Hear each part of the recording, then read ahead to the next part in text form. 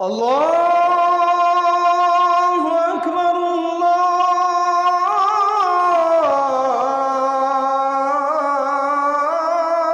আল্লাহু আকবার। দুনিয়ার কোন মুসলমান যদি 5 ওয়াক্ত ফরজ নামাজের পরে দৈনিক 5 বার আয়াতুল কুরসিটা তেলাওয়াত করতে পারে, ওই ব্যক্তির মৃত্যু হয়ে যাওয়ার সাথে সাথেই আরশের মালিক আল্লাহ তারে জান্নাতের মেহমান বানায় দিবে। এমন আর কোন আয়াত আমি কোরআনে কারিমে পাই নাই যে আয়াতের বিষয়ে রাসূল বলেছেন যে এই আয়াত পড়ার পরে মৃত্যুবরণ করলে তুমি জান্নাতি হবা, যেটা আয়াতুল কুরসির বিষয়ে বলা হয়েছে। এই আয়াত যদি আপনি 5 ওয়াক্ত ফরজ সালাতের পরে তেলাওয়াত করতে পারেন, লাম ইয়ামনাহু মিন দুখুলিল জান্নাতি ইল্লাল মাউত, মৃত্যু ছাড়া আপনার আর জান্নাতের মধ্যে আর কোনো ব্যবধান নাই। মৃত্যু হয় না দেখে আপনি জান্নাতে যান না, মৃত্যু হবে আপনি জান্নাতে চলে যাবেন। সুবহানাল্লাহ। এই যে আয়াতুল কুরসি, কুরসি নামটা কেন হলো? কুরসি মানে কি জানেন? হ্যাঁ, তাও জানেন? এই যে আমি যে বসে আছি, আরবিতে এটার নামও কুরসি, এটার নাম কুরসি। তবে আয়াতুল কুরসির কুরসি মানে আল্লাহ যে চেয়ারে বসে আছে এই চেয়ার না। তাফসীর ইবনে কাসির প্রণেতা বলেন আয়াতুল কুরসির কুরসি মানে হচ্ছে আল কুরসিয়্যু মাওদিউ কদামাই, মহান আল্লাহ তাআলা আরশে সমাসীন হওয়ার পরে যে জায়গাটার উপরে পা রাখেন, ওই পা রাখার পা দানিটা যেটা, ওই পা রাখার জায়গাটার নামই হচ্ছে কুরসি। বুঝেন, স্বাভাবিকত কুরসি অর্থ চেয়ার, কথা ঠিক। তবে আয়াতুল কুরসির কুরসি মানে আল্লাহর চেয়ার না, বরং আয়াতুল কুরসির কুরসি মানে মাওদিউ কদামাই, আল্লাহর পা রাখার জায়গা। জোরে কোন, কি রাখার জায়গা? সৃষ্টি আর স্রষ্টার পার্থক্যটা বোঝেন। আমাদের এই যে দুইটা পা, এই পা রাখতে কতটুকু জায়গা লাগে? হাফ হাত, এক হাতও না, এই 1 বিঘা জায়গা হলে আপনার দুইটা পা রাখতে পারবেন। আপনি ছোট্ট একটা ফিরি মোড়া দিলে আপনি আপনার পা আরামসে রাখতে পারবেন। এতটুকুর বেশি পা রাখার জায়গা আমাদের দরকার হয় না। কিন্তু মহান আল্লাহ তাআলা, তিনার পা রাখার জায়গা কুরসিটা কত বড়? আপনার কি মনে হয় ছোট হবে না বড় হবে? কত বড় আয়াতুল কুরসির কুরসি, কত বড়? এবার রাসূলের কাছ থেকে তার ব্যাখ্যা নেন যে কুরসিটা কত বড়। এই কুরসিটা কত বড় দেখেন, রাসূল বলছেন সাহারা মরুভূমির মাঝে ছোট্ট একটা আংটি ফেলে দিলে বিশাল মরুভূমির তুলনায় ওই আংটিটা যত ছোট হবে, আকাশ ও জমিনকে আল্লাহর কুরসির মধ্যে ফেলে দিলে আল্লাহর কুরসির কাছে আকাশ ও জমিন তত ছোট হয়ে যাবে। আপনি, আমি আরো ভালো করে বোঝাই, আপনি বুঝেন নাই। সাহারা মরুভূমি হচ্ছে গোটা পৃথিবীর সবচেয়ে বড় মরুভূমি। যে মরুভূমির আয়তন হচ্ছে 92 লাখ বর্গ কিলোমিটার। বাংলাদেশের আয়তন 1,47,570 বর্গ কিলোমিটার। তার মানে সাহারা মরুভূমিটা বাংলাদেশের চেয়ে 62 গুণ বড়। একটা মরুভূমি এই বাংলাদেশের চেয়ে 62 গুণ বড়। রাসূল বলেন ওই বিশাল সাহারা মরুভূমির মধ্যে এই যে হাতের যে আংটি আমরা পরি, এমন একটা আংটি ফেলে দেয়া হলো বিশাল মরুভূমির বালুর মধ্যে। মরুভূমির মধ্যে ছোট্ট আংটিটা, বিশাল মরুভূমির তুলনায় ছোট্ট আংটিটা যত ছোট, আল্লাহর পা রাখার ওই জায়গা কুরসি এত বড়, গোটা আসমান ও জমিন হয়ে যাবে সেখানে আংটি, আর সাহারা মরুভূমি হয়ে যাবে সেখানে আল্লাহর পা রাখার পাদানিটা। তুমি কোন রবের গোলাম? চিন্তা করো মুসলমান, কোন রবের গোলাম? আমার রব যেখানে পা রাখে, আমার রবের পা রাখার জায়গা আকাশ ও জমিনের চাইতে হাজার লক্ষ কোটি কোটি গুণ বড়। আমি তো সেই আল্লাহর গোলাম, আমি তো ভারতের গোলাম না, আমি আমেরিকার গোলাম না। এই জন্য দুনিয়াতে এক আল্লাহ ছাড়া আল্লাহর গোলাম আর কাউকে ভয় করে না। আল্লাহু আকবার, আল্লাহু আকবার। তার কারণ হচ্ছে আমি যদি জানি আমার মালিকের ক্ষমতা কতটুকু, তাইলে আমার ভয় পাওয়ার কি দরকার? দুনিয়ার মানুষ নিজের ক্ষমতায় বড়াই করে না, বড়াই করে আরেকজনের ক্ষমতায়। দল ক্ষমতায় আসার আগেই ওনার ক্ষমতার দাপটে এলাকায় হাঁটা যায় না, আর দল ক্ষমতায় চলে আসলে উনি যদি দূরতম সম্পর্ক কোনো নেতার সাথে মেনটেন করতে পারে, তাইলে এলাকায় সে আরেক নেতা হয়ে যায়। কারণ সে জানে আমার মালিকের ক্ষমতা অনেক, অথচ তার কিন্তু কিছু নাই। দুনিয়ার 2 টাকার ক্ষমতাওয়ালা নেতার পেছনে ঘুরে তার যদি গা এত গরম হয়, আমি যদি আমার আল্লাহর গোলাম হই, আমার সম্পর্ক যদি আল্লাহর সাথে থাকে, তাহলে আমার সামনে দাঁড়িয়ে কথা বলার মতো ক্ষমতা তো দুনিয়ার কারো নাই। আমার ক্ষমতা নাই তো কি হয়েছে, আমার মালিকের তো আছে। সে আল্লাহ বলছেন, বান্দা ওয়ামা কদারুল্লাহ হাক্কা কদরি ওয়াল আরদু জামিআন কবদতুহু ইয়াওমাল কিয়ামাতি ওয়াস সামাওয়াতু মাতাওয়াতুম বিয়ামিনিহি। দুনিয়ার মানুষ আমি আল্লাহর কদর বুঝতে পারল না, আমি আল্লাহকে দুনিয়ার মানুষ কদর করতে জানলো না। দুনিয়ার মানুষ আমার ক্ষমতা সম্পর্কে জানে না, এই জন্য নেতার গোলামি করে, দলের গোলামি করে। অথচ তারা যদি আমি আল্লাহর ক্ষমতা সম্পর্কে জানতো, তাহলে আমি আল্লাহ ছাড়া কারো গোলামি আর কোনোদিন তারা করতো না। সে আল্লাহ রাব্বুল আলামিন বলছেন, বান্দা আল্লাহু লা ইলাহা ইল্লাহু, আমি এমন আল্লাহ। আল্লাহু লা ইলাহা ইল্লাহু, আমি এমন আল্লাহ, আমি আল্লাহ ছাড়া তোমাদের আর কোনো ইলাহ নাই। আমার ভাই, এই যে 30 পারা কোরআনে হাজার হাজার আয়াত আল্লাহ দিয়েছেন, এর মধ্যে আয়াতুল কুরসির গুরুত্ব সবচেয়ে কম না বেশি? আয়াতুল কুরসির দাম কম না বেশি? বেশি হওয়ার পেছনেও কিছু কারণ আছে না নাই? অন্যতম একটা কারণ হচ্ছে আয়াতুল কুরসিটা এমন একটা শব্দ দিয়ে শুরু হয়েছে, যে শব্দটা আল্লাহর সব চাইতে পছন্দের নাম। আল্লাহ রাব্বুল আলামিনের অনেকগুলো নাম আছে। আল্লাহ কোরআনের মধ্যে বলেন, ওয়ালিল্লাহিল আসমাউল হুসনা ফাদউহু বিহা, আমার অনেক অনেক নাম, যে কোনো নাম দিয়ে আমারে ডাকো আমি খুশি হয়ে যাব। তবে আমি আল্লাহর সব চাইতে পছন্দের নাম হচ্ছে আল্লাহ। জোরে কোন আল্লাহর সবচেয়ে পছন্দের নাম কি? আর আয়াতুল কুরসি শুরুই হয়েছে আল্লাহর পছন্দের নামটা দিয়ে। শুরুতে আল্লাহ শব্দটা আছে না নাই?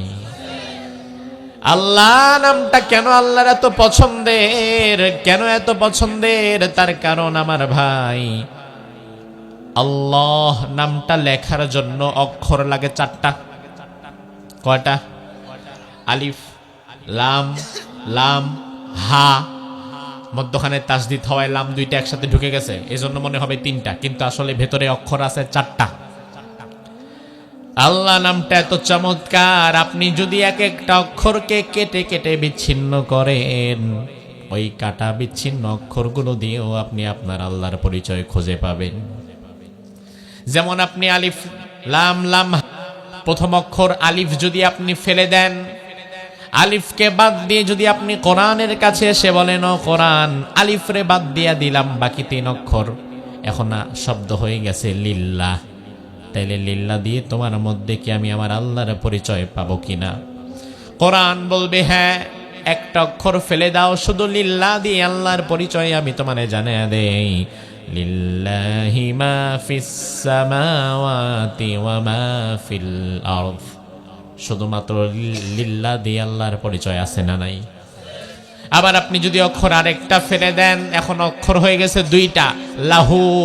কোরআনকে যদি আপনি বলেন, ও কোরআন, 2টা অক্ষর লাহু দিয়ে তোমার মধ্যে কি আল্লাহর পরিচয় পাওয়া যাবে নাকি? কোরআন বলবে, হ্যাঁ, সমস্যা নাই, লাহু মাকালিদুস সামাওয়াতি ওয়াল আরদ। এবার আপনি যদি লাম আরেকটা ফেলে দেন, অক্ষর মাত্র একটা, হু, হু ছাড়া আর কোনো অক্ষরই নাই। আপনি যদি কোরআনকে বলেন, ও কোরআন, শুধুমাত্র হু দিয়া, একটা অক্ষর দিয়া, হা দিয়া আমি আল্লাহর পরিচয় পাবো নাকি? কোরআন বলবে, কোনো সমস্যা নাই, হু আল্লাহুল্লাযী লা ইলাহা ইল্লাহু আলিমুল গায়বি ওয়াশ শাহাদাতি হুয়ার রহমানুর রহিম। সুবহানাল্লাহ পড়েন। তাহলে আল্লাহ নামটা এমন একটা নাম, অক্ষর কেটে কেটে বিচ্ছিন্ন করে দেন। ওই এক একটা অক্ষর দিয়ে আল্লাহর পরিচয় স্পেসিফিক ভাবে কোরআনের মধ্যে আছে না নাই? সে আল্লাহ রাব্বুল আলামিন বলে, বান্দা আল্লাহু লা ইলাহা ইল্লাহু, আমি এমন আল্লাহ, আমি ছাড়া তোমার আর কোনো ইলাহ নাই। আমার ভাই, ইলাহ খুবই গুরুত্বপূর্ণ একটা বিষয়। ইলাহ শব্দ নিয়ে কিছু কথা মনোযোগ সহকারে শুনেন। তাফসীরে বাগাবী, ইমাম বাগাবী রাহিমাহুল্লাহ বলেন, আল ইলাহ হুয়াল্লাযী ইউলাহু আই ইউবাদু ওয়া ইউতা। ইলাহ হচ্ছে এমন এক সত্তা, দুনিয়াতে অন্ধভাবে যার গোলামি করা লাগে, তিনি ছাড়া কারো গোলামি করা যায় না, তিনি ছাড়া কারো আনুগত্য করা যায় না, তিনি ছাড়া কারো দাসত্ব করা যায় না, কারো বিধান মানা যায় না, কারো আইনও মানা যায় না, তাকেই বলা হয় ইলাহ। আমার ভাই, দুনিয়াতে আমরা কেউ কিন্তু মালিক না। দুনিয়াতে আমরা যারা আছি আমরা সবাই গোলাম। আর আমাদের একজন মালিক আছে না নাই? কে? কে? এখন আপনি আমি আমরা কি নিজেরা মালিক না গোলাম?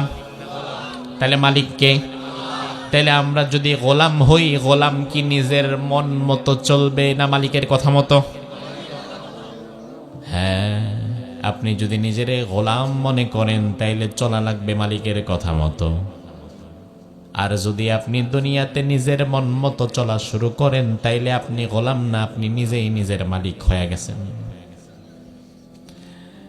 এজন্য মুফাসসির বলেন, ইলাহ হচ্ছে এমন সত্তা, অন্ধভাবে যার গোলামি করা লাগে, চোখ বন্ধ করে আমাদেরকে গোলামি করা লাগবে একজনের, তিনি কে? অথচ আমার দেশের মানুষ আল্লাহর গোলামি যতটা না করে তার চাইতে বেশি করে দলের গোলামি আর নেতার গোলামি। শুনতে একটু কষ্ট লাগবে আপনার, এত বড় কথা বললেন হুজুর। আমি আপনার প্রমাণ দিয়ে বোঝাই দেই, আমার কথা খণ্ডন করেন আপনি। আমার ভাই, রাজনৈতিক ভাবে যে কোনো দল আপনি করতে পারেন। আপনার দলের নেতা বলল আগামী দিন সকাল 10টার দিকে ফেনী শহরে থাকবা, মিটিং আছে। কর্মী কিন্তু নিষ্কালি কাপড় থিকা নিজের পকেটের পয়সা দিয়া প্রয়োজনে নিষ্কালি কাপড় চলে যাবে। এবার নেতা যদি বলে আগামী মাসে আমাদের ঢাকায় একটা বড় জনসভা হবে বা কুমিল্লা টাউন হলে বিশাল জনসভা হবে, কর্মী কিন্তু দল বেঁধে সেই জনসভায় হাজির হয়ে যায়। নেতা যদি ফেনীতে ডাকে ফেনীতে পায়, নেতা যদি ঢাকায় ডাকে ঢাকায় পায়, কুমিল্লায় ডাকলে কুমিল্লায় পায়। নেতা যদি রাতের 10টায় ডাকে, কর্মী রাতের 10টায় হাজির। নেতা যদি দুপুর 12টায় ডাকে, কর্মী দুপুর 12টায় হাজির। নেতা যখন যেখানে ডাকে, কর্মী সেখানেই চলে যায়। অথচ আমার আল্লাহ রাব্বুল আলামিন ফজরের সময় একবার ডেকে বলে, বান্দা আসসালাতু খায়রুম মিনান নাওম, ও বান্দা নামাজের চাইতে ঘুমের চাইতে নামাজ উত্তম। ও বান্দা নামাজের দিকে আয়, আপনি গেলেন না। আল্লাহ আবার আপনার ডাকে জোহরের সময় বলে, ও বান্দা হাইয়া আলাস সালাহ, আয় নামাজের দিকে আয়, আপনি গেলেন না। আল্লাহ আবার আসরের সময় ডাকে, আপনি গেলেন না। আল্লাহ আবার মাগরিবের সময় ডাকে, আপনি গেলেন না। এশার সময় আল্লাহ ডেকে বলে, বান্দা রে সারাটা দিন পার হয়ে গেল, আয় আয় মালিক রে 2টা সেজদা দিয়ে যা, আপনি তাও গেলেন না। সারা দিনে 5 বার ডাকার পরেও একবারও হাজিরা দেয় না। এমন আল্লাহর গোলামও আমাদের সমাজে আছে না নাই? আমার ভাই একটু ভালো করে বোঝেন, আপনার নেতা যদি দিনের 10টায় ডাকে আপনি দিনের 10টায় হাজির, রাতের 12টায় ডাকলে আপনি রাতের 12টায় হাজির, ফেনী শহরে ডাকলে ফেনী শহরে হাজির, ঢাকা যেতে বললে আপনি ঢাকায় হাজির। অথচ আপনার রব, আপনার মালিক, আপনার ইলাহ যদি আপনার সারা দিনে 5 বার ডাকার পরেও একবার না পায়, বিশ্বাস করো মুসলমান, ওই মুহূর্তে তুমি আল্লাহর গোলাম না, তুমি তোমার দল আর নেতার গোলাম হয়ে গেছো।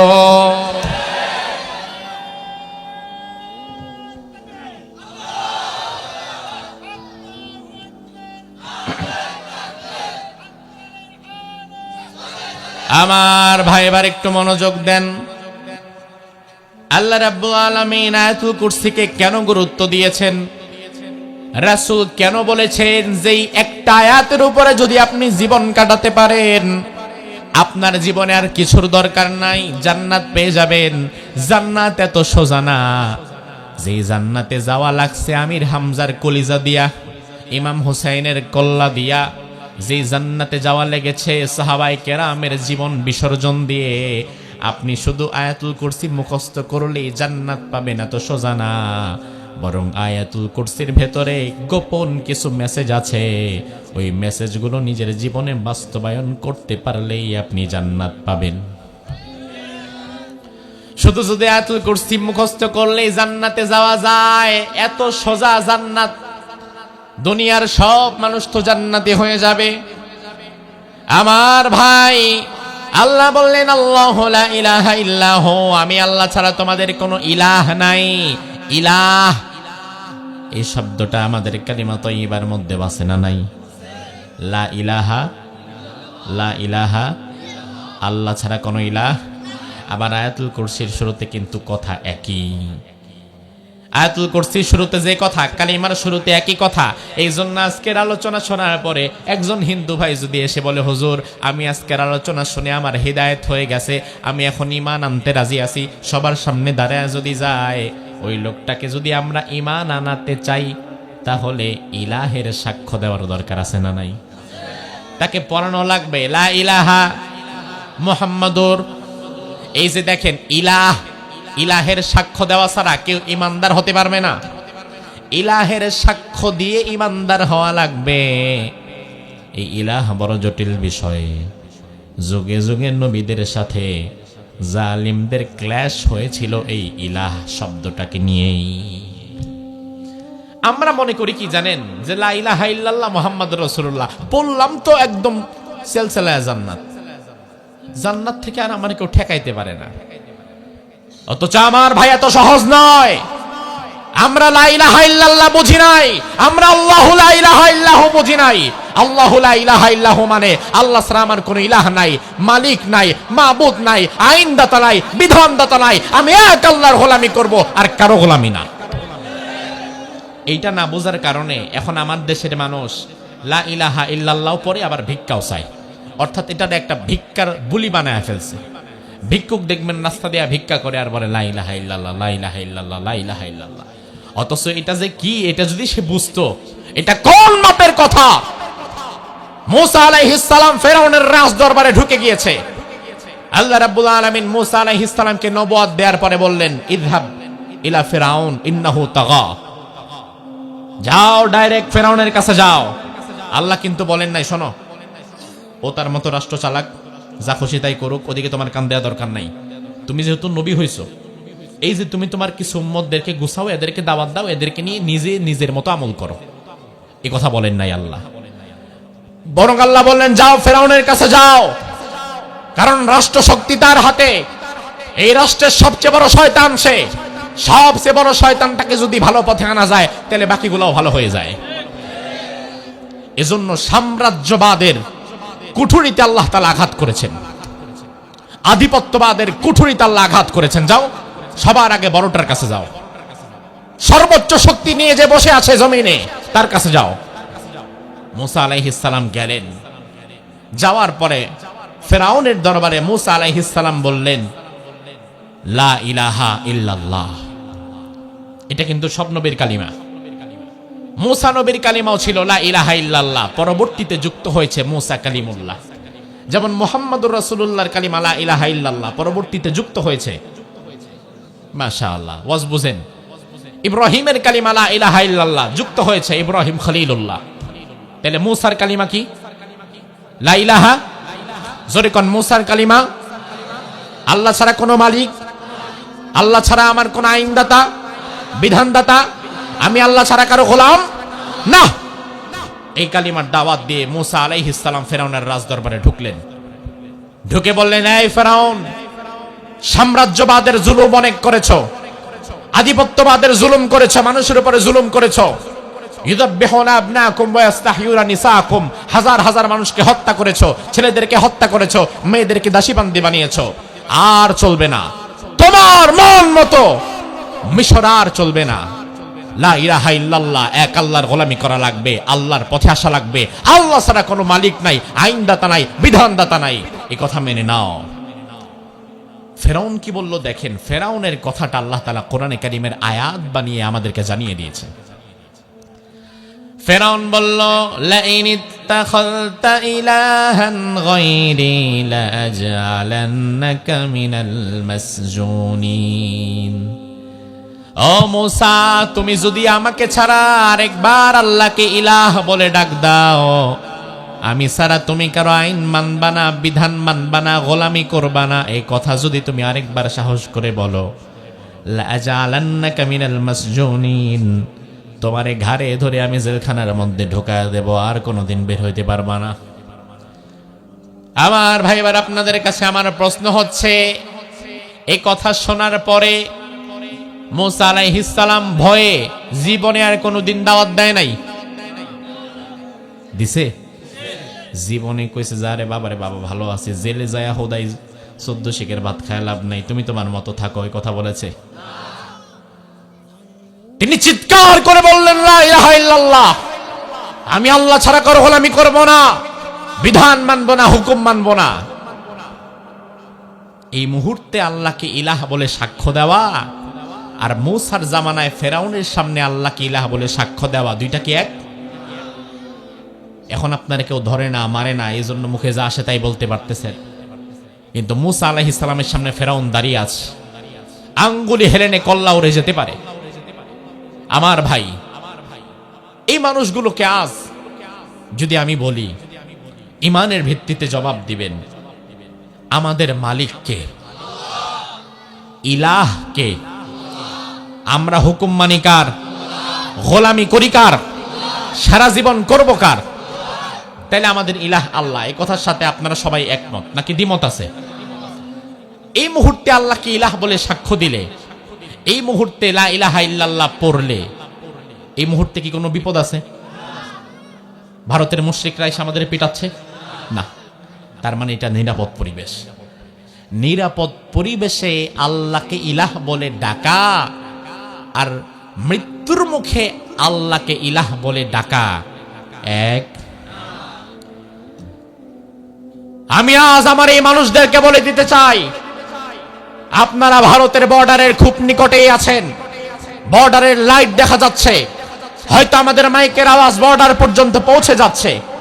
এই মুহূর্তে আল্লাহকে ইলাহ বলে সাক্ষ্য দেওয়া, আল্লাহকে আইনদাতা বিধানদাতা বলে সাক্ষ্য দেওয়া হয়তো সহজ, কিন্তু আল্লাহ না করুক বাংলাদেশের পরিবেশ পরিস্থিতি যদি কোনোদিন খারাপ হয়ে যায়, যদি আমার দেশের পরিবেশ পরিস্থিতি কাশ্মীরের মতো হয়ে যায় বা ফেরাউনের ওই জামানার মতো হয়ে যায়, দুনিয়ার কোন জালিম শক্তি, অপশক্তি, কোন মুশরিক যদি আমাদের মাথায় অস্ত্র রেখে বলে আল্লাহ ছাড়তে হবে, কোরআন ছাড়তে হবে, ইসলাম ছাড়তে হবে, ওই কঠিন মুহূর্তে ঈমানের বলে বলিয়ান হয়ে কারা কারা বলতে পারবো আমার রব আল্লাহ?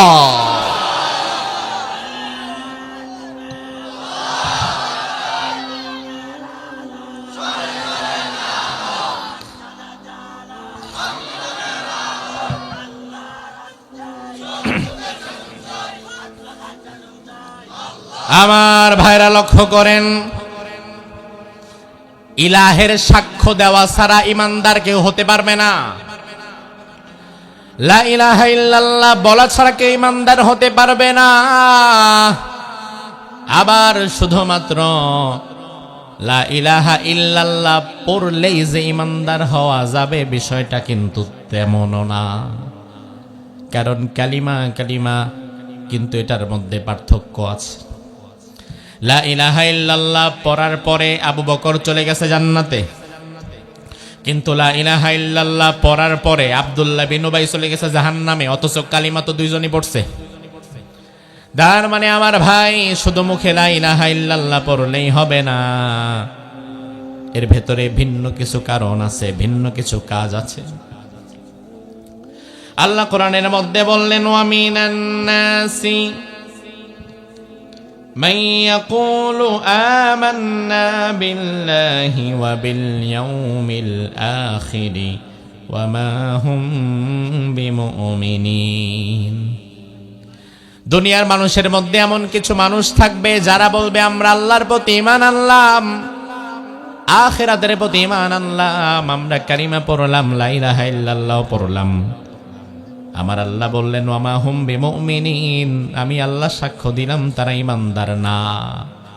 তার মানে আমার ভাই, লা ইলাহা ইল্লাল্লাহ পড়লে যে ঈমানদার হওয়া যাবে বিষয়টা কিন্তু তেমনও না। শুধুমাত্র লা ইলাহা ইল্লাল্লাহ মুখে পড়েই যদি ঈমানদার হওয়া যেত, লা ইলাহা ইল্লাল্লাহ মুখে পড়েই যদি জান্নাতে ঢুকে যাওয়া যেত, তাইলে আব্দুল্লাহ বিন উবাই দোষটা করছে কি? সে সারা জীবনে এই কালিমাটা 1000 বার পড়েছে। আপনি কালিমা শিখছেন আপনার নিজ কালিকাপুর এর ইমাম সাহেবের কাছ থেকে, আর আব্দুল্লাহ বিন উবাই কালিমা শিখছে রাসূলের কাছ থেকে। আপনি নামাজ পড়েন আপনার গ্রামের মসজিদের ইমাম সাহেবের পেছনে, আর আব্দুল্লাহ বিন উবাই নামাজ পড়তো রাসূলের পেছনে। রাসূলের সাথে তার সম্পর্ক ছিল সবচেয়ে বেশি, কিন্তু তবুও জান্নাতে যেতে পারে নাই। আব্দুল্লাহ বিন উবাইয়ের মৃত্যুর পরে আল্লাহ আয়াত নাযিল করে জানায়া দিয়েছেন, নবী এই লোকটা মুখে মুখে লা ইলাহা ইল্লাল্লাহ পড়েছে, অথচ কর্মগতভাবে বিশ্বাসগতভাবে সে লা ইলাহা ইল্লাল্লাহর থিওরির উপর একমত ছিল না। সে মুখে পড়েছে আল্লাহ ছাড়া কাউকে মানি না, কারো বিধান মানি না, কারো আইন মানি না, আমি কারো গোলামি করি না। অথচ এই লোকটা তার ভিন্ন জীবনটাকে আমি আল্লাহর পথে কাটায় নাই, ভেতরে ভেতরে মুনাফিকি করেছে। মুখে এক কথা বলেছে, কাজে আরেকটা প্রকাশ করেছে। মুখে একটা বলে, কাজে আরেকটা করে। এমন মুনাফিক মার্কা মুসলমান আমাদের সমাজেও আছে না নাই? লা ইলাহা ইল্লাল্লাহ যদি আপনি পড়েন, আপনি হয়ে যাবেন ওই উটের মতো, যেই উটের নাকের মধ্যে তার মালিক রশি ঢুকায় দিয়েছে। আল্লাহর হাবিব হাদিসের মধ্যে বললেন, আল মুমিনু কাল জামালিল আনিফ, ঈমানদার হবে ওই ব্যক্তি যেই ব্যক্তির নাকের মধ্যে তার মালিক রশি ঢুকায় দেয়। ঈমানদারির উদাহরণ হচ্ছে ওই উটের মতো, যেই উটের নাকে তার মালিক আংটা দিয়া ছিদ্র করে রশি ঢুকায় দিয়েছে। আজ থেকে 1500 বছর আগে আরব সমাজে উটের প্রচলন ছিল বেশি, আজকের জামানায়ও বেশি, তবে 1500 বছর আগে আরো বেশি ছিল। তবে উট যত ছিল মানুষ তত ছিল না রাখাল হিসাবে। এই জন্য দেখা যায় তো উট থাকতো 50টা, 100টা, 150টা, আর 1-150 উট কন্ট্রোল করার জন্য রাখাল থাকতো 2জন 3জন। আমার ভাই একটু জবাব দেন, স্বাভাবিকত শক্তি বেশি কি মানুষের না উটের? কথা কন। এখন যদি 50টা উট একজনের হাতে দেওয়া হয়, আর উটগুলা যদি যে যার মতো টান দেয়, একা একজন ব্যক্তি 50টা উটের শক্তির সাথে পারবে? এই জন্য তৎকালীন জামানায় বাজার থেকে উট কেনার পরে লোহা গরম করত, শিক গরম করত, শিকের লোহা গরম করে উটের নাকের ভেতরে ঢুকায় দিত, নাকটা ছিদ্র করে ফেলতো, ওই ছিদ্র দিয়া মোটা একটা রশি ঢুকায় দিত। রশি ঢুকায় দেওয়ার পরে ওই রশির এক মাথা থাকতো উটের নাকে বাঁধা, আরেক মাথা থাকতো রাখালের হাতে ধরা। আমার ভাই, উট যতই শক্তিশালী হোক না কেন, নাক তো শক্তিশালী না, নাক নরম। এই জন্য রাখালের হাতে যখন উটের রশি থাকতো, আর রশি যখন উটের নাকে থাকতো, রাখাল যদি ডানে যায় ওটো ডানে যায়, রাখাল যদি বামে যায় ওটো বামে যায়, রাখাল যদি দাঁড়ায় ওটো দাঁড়ায়, রাখাল যদি বসে ওটো বসে। কারণ উট ভালো করেই জানে, আমার রাখাল যদি ডানে যায় আর আমি যদি বামে যাই, তাইলে নাকটা থাকবে না, নাকটা ছিঁড়ে যাবে। আল্লাহর হাবিব বললেন, ঈমানদার তুমি যখন বলবা লা ইলাহা ইল্লাল্লাহ, আল্লাহ ছাড়া আমার কোনো আইনদাতা নাই, বিধানদাতা নাই, মালিক নাই, ইলাহ নাই, কেউ নাই, এই কথা বলে ঈমান যখন আনবা, তোমার জীবনে আল্লাহ রাব্বুল আলামিন ঈমানের এক রশি ধরায় দিয়েছে। এরপর ঈমান আনার পরে তুমি আর মন মতো চলতে পারবা না। ঈমান আনার পরে তোমার ব্যবসা করা লাগবে সেভাবে, তোমার আল্লাহ চাইবেন যেভাবে। ঈমান আনার পরে তোমার পরিবারটা চালানো রাখবে সেভাবে, তোমার আল্লাহ চাইবেন যেভাবে। ঈমান আনার পরে তোমার রাজনীতিটাও করা লাগবে সেভাবে, তোমার আল্লাহ চাইবেন যেভাবে। ঈমান আনার আগের অবস্থার পরের অবস্থা এক না। ঈমান আনার আগে আপনি যা খুশি তাই করেন, তবে ইমানদার হয়ে যাওয়ার পরে আপনার নাকে আল্লাহ রশি ঢুকায় দিয়েছে, এখন ইমানের রশি ফলো করে আপনারে চলা লাগবে। ব্যবসার মধ্যে সুদ ঢুকাইতে পারবেন না, পরিবারটারে বেপর্দায় রাস্তা দিয়ে ঘোরাইতে পারবেন না, মানুষের হক মারার রাজনীতি করতে পারবেন না।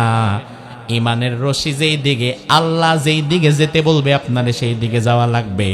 অন্যথায় ওই উট যদি মালিক ডানে গিয়ে উট যদি বামে যায়, উটের নাক যেমন আর থাকে না। ইমানদার দাবি করার পরেও আল্লাহ যদি ডানে যেতে বলে, আপনি যদি ডানে না গিয়া বামে যান, আপনার ইমানও কিন্তু আর থাকে না। আমার ভাই, কথাগুলো আমি সহজে বোঝাবার চেষ্টা করছি, ভালো করে বুঝবেন। ইমানদার আপনারে আল্লাহ জোর করে বানায় নাই, জোর করে বানাইছে না। আমাদের বাংলাদেশের সর্বোচ্চ বাহিনী যেটা, কি বাহিনী? কথা কয় না। যদিও বিগত 17 বছর এটা মূলত হয়ে গেছিল সেনাবাহিনী, ঠিক কিনা? সেনাবাহিনীর দায়িত্ব হচ্ছে রাষ্ট্রে যদি কোনো বড় মাপের অন্যায় হয়, গভর্নমেন্টকে সেই অন্যায় থেকে বাধা দেওয়ার মতো ক্ষমতাও তার থাকা লাগবে। কিন্তু বিগত 17 বছর আমরা দেখছি সেনাবাহিনী রাস্তা কাটা ছাড়া, খাল কাটা ছাড়া আর কোনো কাজ তার নাই। চোখের সামনে মানুষ মইরা পইরা থাকে, তার কোনো খবর নাই। এই যে আমার ভাই, সেনাবাহিনী বাংলাদেশের সর্বোচ্চ বাহিনী, ঠিক কিনা? এই সেনাবাহিনীর চাকরি করে এমন যুবক আপনাদের এই জায়গাতে, এই গ্রামে হয়তো 2-1 থাকলে থাকতে পারে, আছে তো? এবার আমার ভাই একটু জবাব দেন, সেনাবাহিনীর চাকরি করে আপনাদের এই এলাকার সন্তান, সেনাবাহিনী প্রতি বছর একবার চাকরির সার্কুলার দেয়, যারা যারা আগ্রহী তাদেরকে যোগাযোগ করতে বলে।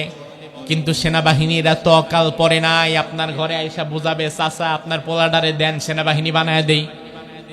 আপনার হাতে পায়ে ধইরা সেনাবাহিনীর লোক নিবে না, বরং আপনি যদি সেনাবাহিনীতে যুক্ত হতে চান, আপনার স্বেচ্ছায় যাওয়া লাগবে। কথা কি ঠিক কিনা? এরপরে যাওয়ার পরে তারা আপনার হাইট, ফিট, বডি সব চেকআপ টেকআপ দিয়ে যদি আপনার যোগ্য মনে করে তাইলে রাখবে। কিন্তু আমার ভাই, রাখবে তো শুধু রাখবে না, রাখার পরে আপনার উপরে এমন ট্রেনিং চালাবে যেই ট্রেনিং আপনি বাপের জন্মেও করেন নাই। সেনাবাহিনীর ট্রেনিং থেকে পালায় চলে আসে মানুষ, আছে না নাই? জীবন বাঁচানোর জন্য পালায় চলে আসে যে আমার চাকরি লাগবে না, ভিক্ষা চাই না, কুত্তা সামলা। ভিক্ষা নিতে গেছিল আপনার ঘরে, কুত্তা 2টা লাগায় রাখছেন, কুত্তা এবার ভিক্ষা বেডির এমন দৌড়, ভিক্ষা বেডি যাওয়ার সময় কয়, বাবারে তোর ভিক্ষা লাগবে না, তুই কুত্তা 2টা সামলা। তো ওই রকম এত কঠিন ট্রেনিং, এখান থেকে পালায় চলে আসে মানুষ। আমার ভাই একটু ভালো করে বোঝেন, সেনাবাহিনীর ট্রেনিং এ যাওয়ার আগে আপনাদের এলাকার ওই ছেলেটা হয়তো বিশাল বড় বড় চুল রাখতো, হাতে বড় বড় নখ রাখতো, যেমনে খুশি তেমনে মোচ রাখতো, যেমন খুশি তেমন জামা পরতো। কিন্তু সেনাবাহিনীর ট্রেনিং এ ঢোকার পরে এখন আর যেমন খুশি তেমন জামা চলে না, যেমন খুশি তেমন নখ চলে না, যেমন খুশি তেমন চুলও চলে না, যেমন খুশি তেমন জুতাও চলে না। সেনাবাহিনীর মাপে পোশাক পরা লাগবে, সেনাবাহিনীর মাপে জুতা পরা লাগবে, সেনাবাহিনীর মাপে চুল কাটা লাগবে, সেনাবাহিনীর মাপে নখ কাটা লাগবে। একদম টোটালি সেনাবাহিনীর যে আইন ও কানুন আছে এগুলা মানা লাগবে। আপনি যদি ঢোকার পরে কোন মানি না, তাইলে সেনাবাহিনীর মায়ের আছে না নাই? তোরে ডাই কানছিলাম নাকি, তুই আইলিকা? আর আসার পরে মানবে না কেন? রাস্তা খোলা আছে, না মাইনা থাকা যাবে না, মানলে থাক, নাই তো ভাগ। তেমনি আল্লাহ কোরআনের মধ্যে বলেছেন, ফামান শাআ ফালইউমিন ওয়া মান শাআ ফালইয়াকফুর। ইচ্ছা হইলে ইমানের মধ্যে থাকো, নাইলে বের হয়ে যাও। তবে ইমানের মধ্যে থাকবা, ইমানদার দাবি করবা, লা ইলাহা ইল্লাল্লাহ পড়বা, আর সারা জীবন আমি আল্লাহর বিরুদ্ধে চালাবা, ইসলামের বিরুদ্ধে চালাবা, এমন ছলচাতুরি ইসলামে চলবে না। সেনাবাহিনীর মধ্যে আপনারে জোর কইরা আনে নাই যেমন, ইসলামেও আল্লাহ আপনারে জোর কইরা আনে নাই তেমন। আল্লাহর এত ঠেকা পড়ে নাই তোমার মতো 10টা মানুষ না থাকলে ইসলামের কিচ্ছু হবে না। ইসলামে আপনাকে নিজে স্বেচ্ছায় আসা লাগবে। আপনি যদি আজকের ওয়াজ শোনার পরেও মনে করেন, হুজুর এতদিন যাও নামাজ কালাম পড়ছিলাম, তাহলে আজকে এটাও পড়ুম না, তাহলে আল্লাহর কি হবে? কি হবে? যদি বলেন হুজুর এতদিন যাও আল্লাহর জিকির করতাম, এখন তাও করবো না, আল্লাহর কি আসা যায়? আল্লাহ কোরআনের মধ্যে বললেন, ইন তাকফুরু আনতুম ওয়া মান ফিল আরদি জামিআ ফা ইন্নাল্লাহা লাগানিয়্যুন হামিদ। শুধু তোরা না, তোরা সহকারে গোটা দুনিয়ার সব মানুষ যদি কোনোদিন বলিস আমি আল্লাহর আর দরকার নাই, আমার গোলামি করবি না, আমি আল্লাহর কিচ্ছু যায় আসে না। সুবহানাল্লাহ কইবেন না? তাহলে ইসলামে আপনাকে নিজের স্বেচ্ছায় থাকা লাগবে, আর ইসলামের মধ্যে যদি থাকেন সব হুকুম আহকামগুলো আপনার মেনে নেওয়া লাগবে। সেনাবাহিনীতে আপনাকে জোর করে আনে নাই, আপনি নিজের ইচ্ছায় গিয়েছেন, যাওয়ার পরে ভনিতা করলে চলবে না। সেনাবাহিনীর A to Z যত বিধিবিধান আছে সব আপনার তার মতো মানা লাগবে। সেনাবাহিনীর চুলের মতো চুল কাটা লাগবে, সেনাবাহিনীর জুতার মতো জুতা পরা লাগবে, সেনাবাহিনীর জামার মতো জামা পরা লাগবে। ইসলামে আসার পরেও নামাজ পড়া লাগবে মুহাম্মাদুর রাসূলুল্লাহর আদর্শে। ইসলামে আসার পরে রোজা রাখা লাগবে মুহাম্মাদুর রাসূলুল্লাহর আদর্শে। ইসলামে আসার পরে যাকাত দেওয়া লাগবে মুহাম্মাদুর রাসূলুল্লাহর আদর্শে। ইসলামে আসার পরে আপনি যদি মনে করেন ব্যবসা করবেন, ব্যবসাও করা লাগবে মুহাম্মাদুর রাসূলুল্লাহর আদর্শে। ইসলামে আসার পরে যদি রাজনীতি করতে ইচ্ছা করে, ওই রাজনীতিও করা লাগবে মুহাম্মাদুর রাসূলুল্লাহর আদর্শে। ভনিতা কইলে চলবে না ভাই, কারণ ইসলামে আপনাকে আল্লাহ জোর কইরা আনে নাই। কিন্তু যদি ঢুকে যান ইসলামে, তাইলে A to Z সবটা মানার দরকার আছে না নাই? এবার আপনি বলবেন, হুজুর এত কথা তো আমি জীবনে কালিমা পড়ার সময় বলি নাই। আপনি যে বলেন নামাজও পড়া লাগবে ইসলামের মতে, যাকাতও দেওয়া লাগবে ইসলামের মতে, হজও করা লাগবে ইসলামের মতে, রাজনীতিও করা লাগবে ইসলামের মতে, ব্যবসাও করা লাগবে ইসলামের মতে, আমি এত কিছু যে ইসলামের মতে করব এমন কথা তো আমি বলি নাই। আমি শুধু বলছি লা ইলাহা ইল্লাল্লাহ, আল্লাহ ছাড়া আমার কেউ নাই। এখন এতটুকু বলার মধ্যে আমার এত কিছু কেমনে ঢুকাইলেন? জোর করে ঢুকাইছেন। আমার ভাই, অনেক সময় শব্দ হয় অল্প, কথা হয় অল্প, কিন্তু এই কথার ভেতরে অনেক কিছু ঢুকে যায়। এখানে আমার সামনে যারা আছেন, সামনে পেছনে আমরা যারা আছি, এখানে আমার দেখা অনুযায়ী অধিকাংশই বিবাহিত হবে। হ্যাঁ, যেটি বিয়ে করে না না না, আমার ভাই বিয়ে করেন আর না করেন, অন্তত বিয়ের নিয়ম কানুন জানা আছে তো? ও তাও না থাকলে আর বিয়ে করার দরকার নাই তোমার। আমার ভাই লক্ষ্য করেন, বিয়ের মজলিস যখন হয়, বর কনেকে একসাথে করে কাজী সাহেব যখন বিয়েটা পড়ায়, অমুকের মেয়ে অমুকের সাথে এত টাকা দেন মেহরের বিনিময়ে, বরকে বলা হয় তুমি যদি রাজি থাকো তাইলে বলো কবুল।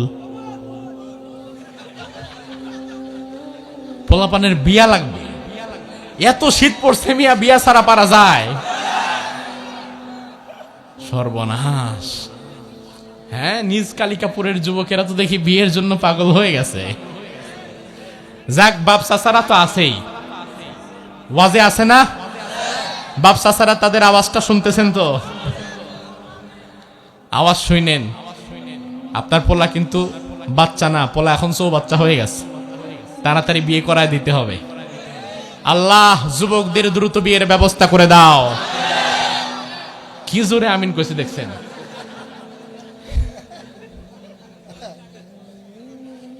আমার ভাই, এই যে বিয়ের মজলিসে আপনাকে সব কিছু বলার পরে বলা হলো কবুল, আপনিও বললেন কবুল।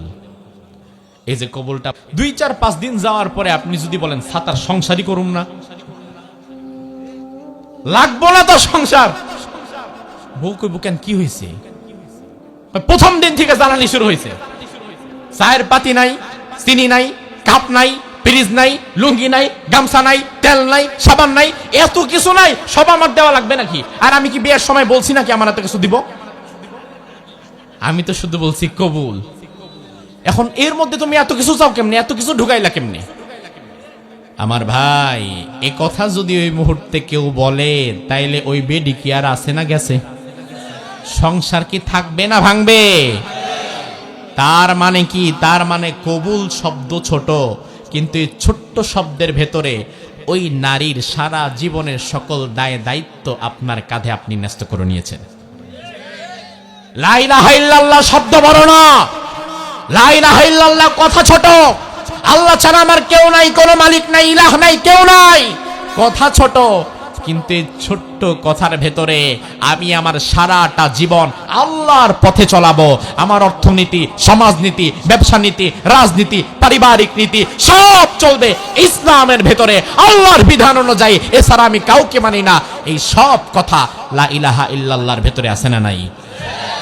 এখন বিয়ের পঞ্চম দিন স্বামী যদি খালি বলে এত কিছু আমি বলি না, এত কিছু দিতে পারবো না, তাইলে ওই সংসার যেমন থাকে না, ইসলাম গ্রহণের পরে যেই বান্দা বলবে এত কিছু ইসলাম দিয়া করা যাবে না, তার ঈমানটাও থাকে না।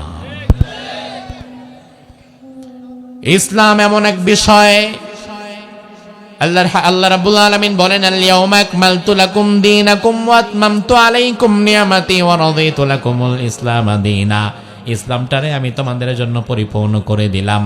তাইলে ইসলাম যদি পরিপূর্ণ হয়, ইসলামের মধ্যে মানব জীবনের জন্য যা দরকার তার সব বিধিবিধান আছে না নাই? আমার ভাইরা, ইলাহ এমন এক শব্দ, ইলাহের সাক্ষ্য দেওয়া ছাড়া ঈমানদার হওয়া যাবে না। আবার দুনিয়ার কোনো মানুষ যদি কাজে পরিণত না করে, অন্তরে বিশ্বাস না করে, শুধু মুখে মুখে লা ইলাহা ইল্লাল্লাহ পড়ে, ওই ব্যক্তি ঈমানদার হতে পারবে না। দুনিয়াতে ঈমানদার সাজা সহজ, কিন্তু প্রকৃত ঈমানদার হওয়া কঠিন। ঈমানদার তো সবাই সাজে। পৃথিবীতে বর্তমানে মুসলমানের সংখ্যা 200 কোটি। আপনার বিবেকের কাছে আমি প্রশ্ন করে জানতে চাই, এই যে 200 কোটি বর্তমান পৃথিবীতে মুসলমান, আপনার বিবেক কি বলে এই 200 কোটি সবাই কি আসল ঈমানদার? কথা কন। আরে মুসলমান পৃথিবীতে যদি 200 কোটি আসল ঈমানদার বর্তমান টিকে থাকতো, তাহলে মসজিদ আল আকসা কোনোদিন ইহুদিদের হাতে থাকতো না। গোটা বিশ্বের বিপ্লব করার জন্য 200 কোটি লাগে না, সমাজ বিপ্লবের জন্য 200 কোটি লাগে না। ইসলাম তো সেই দিন ছিল যেই দিন 313 জন ইমানি জজবা নিয়ে দাঁড়িয়ে গিয়েছিল, অপর প্রান্তে হাজারও ছিল। ইসলাম তো সেই দিন ছিল যেদিন খালিদ বিন ওয়ালিদ মুতার প্রান্তরে 3000 সাহাবী নিয়ে দাঁড়িয়ে আছে, 3000। বিপরীতে তৎকালীন পৃথিবীর পরাশক্তি রোমান সৈন্যরা দাঁড়িয়েছিল 2 লাখ। কয় লাখ? হিসাব মিলাইতে পারবেন না, হিসাবটা একবার মিলান। পৃথিবীর বর্তমান পরাশক্তি যাদেরকে ধরা হয় তারা কারা? হ্যাঁ, আমেরিকা। পৃথিবীর সবচেয়ে সভ্য জাতি তারা দাবি করে, অথচ বিশ্বাস করেন আমেরিকা হচ্ছে গোটা পৃথিবীর সবচেয়ে অসভ্য জাতি। আজকের খবর জানেন? ভেনিজুয়েলা পৃথিবীতে একটা দেশ আছে, নাম শুনছেন? ভেনিজুয়েলার প্রধানমন্ত্রী এবং তার স্ত্রীকে আমেরিকা ভেনিজুয়েলা থেকে উঠায় আমেরিকায় নিয়ে গেছে, আটকে রাখছে। তার কারণ কি? ভেনিজুয়েলার মাটির নিচে 302 মিলিয়ন ব্যারেল তেলের মজুদ আছে। আর আমেরিকার সভ্যতা এমন, পৃথিবীর যেই মাটির নিচে তারা কোনো খনিজ সম্পদ দেখতে পায়, তারা ক্ষুধার্ত হায়নার মতো ওই মাটির উপরে তারা হামলে পড়ে। ভেনিজুয়েলার মাটির নিচে এত খনিজ সম্পদ, 302 ব্যারল তেল, 302 বিলিয়ন ব্যারেল তেল। আমেরিকার কুকুরদের সহ্য হয় নাই, পুরা ভেনিজুয়েলাকে তছনছ করে দিয়ে একটা স্বাধীন দেশ, দেখেন কোন জায়গায় বর্বরতা চলে গেছে। একটা স্বাধীন দেশের সরকার যদি আমেরিকার কথা না শুনে, তাহলে আমেরিকার বাহিনী এসে ওই দেশটাকে তছনছ করে দিয়ে তার প্রেসিডেন্টকে ধরে নিয়ে যেতে পারে, যে কেন তোর দেশে তেল থাকবে, তুই আমারে তেল দিবি না। আপনারা তারা সভ্য বলেন? আমেরিকা হচ্ছে গোটা পৃথিবীর সবচেয়ে বড় ডাকাত। আরে ডাকাত তো তুমি আর রাত 2টার পরে রাস্তায় দাঁড়ায়, আর ও তো দিনে দুপুরে দাঁড়ায়, ও তো ডাকাত না, ও ডাকাতের বাপ, ও সন্ত্রাস। ও কি? আমেরিকা জঙ্গি, মুসলমানদেরকে বলে জঙ্গি, তারা জিহাদি, তারা এই তারা সেই। আসলে মুসলমানেরা জঙ্গি না, তারা গায়ে পড়ে কাউকে আক্রমণ করে না, গায়ে পড়ে কাউকে মারে না। কিন্তু যারা দিনে দুপুরে এক দেশের প্রেসিডেন্ট আর প্রধানমন্ত্রী, এক দেশের প্রেসিডেন্ট এবং তার স্ত্রীকে তুলে নিয়ে যেতে পারে, বিশ্বাস করো ওরা সভ্য না, ওরা পৃথিবীর অসভ্য জাতি। গোটা পৃথিবীর সন্ত্রাসের মূল হতে আমেরিকা। গোটা পৃথিবীর বর্তমান পরাশক্তি তারা। এই জন্য আমরা তাদেরকে খুব ভয় করে চলি। আপনি দেখবেন ক্ষমতায় যারাই আসে, তারা দুইটা দেশের লেজ ধরে থাকতে চায়, হয়তো আমেরিকা নয়তো ইন্ডিয়া। দুই দেশের যে কোনো এক দেশের লেজ তার একটু ধরে রাখা লাগে। তবে আমরা তো এই জাতি না, আরেকজনের লেজ ধরে পা চাটা গোলাম হয়ে বাঁচতে হবে, ওই জাতি তো আমরা না। আমি সেই জাতি যেই জাতির মহাবীর খালিদ বিন ওয়ালিদ মুতার প্রান্তরে 3000 সাহাবী নিয়ে দাঁড়িয়ে গিয়েছে 2 লক্ষ রোমান সৈন্যদের বিরুদ্ধে। ওই যুদ্ধের ইতিহাস কি, ফলাফল কি? ওই যুদ্ধের ফলাফল হচ্ছে ওই যুদ্ধে খালিদ বিন ওয়ালিদের তলোয়ার ঝড়ের চেয়ে বেশি দ্রুত গতিতে চলেছে। একটা যুদ্ধে খালিদ বিন ওয়ালিদের 9টা তলোয়ার ভেঙে গেছে। কত হাজার মাথা কাটলে পরে একটা তলোয়ার ভাঙ্গে বুঝো। 2 লক্ষর বিপরীতে খালিদ বিন ওয়ালিদ মুতার প্রান্তরে দাঁড়িয়ে গিয়েছে। দুনিয়ার কোন শক্তি তার কাছে নাই, শুধু আছে লা ইলাহা ইল্লাল্লাহর ঈমানি শক্তি। ঈমানি শক্তি নিয়ে দাঁড়িয়ে গিয়েছে। ইতিহাস বলে খালিদ বিন ওয়ালিদ ঝড়ের গতিতে তলোয়ারটা ঘোরাতে ঘোরাতে যে দিক দিয়ে ঢুকছিল, খ্রিস্টান রোমক সৈন্যদের কাটা মাথাগুলো টাস টাস টাস টাস করে শুধু নিচের দিকে পড়তেছিল। ঢুকে যাচ্ছিল ভেতরেই, ধরেন হাজারো মানুষ দাঁড়িয়ে আছে অস্ত্র নিয়ে রোমান সৈন্য।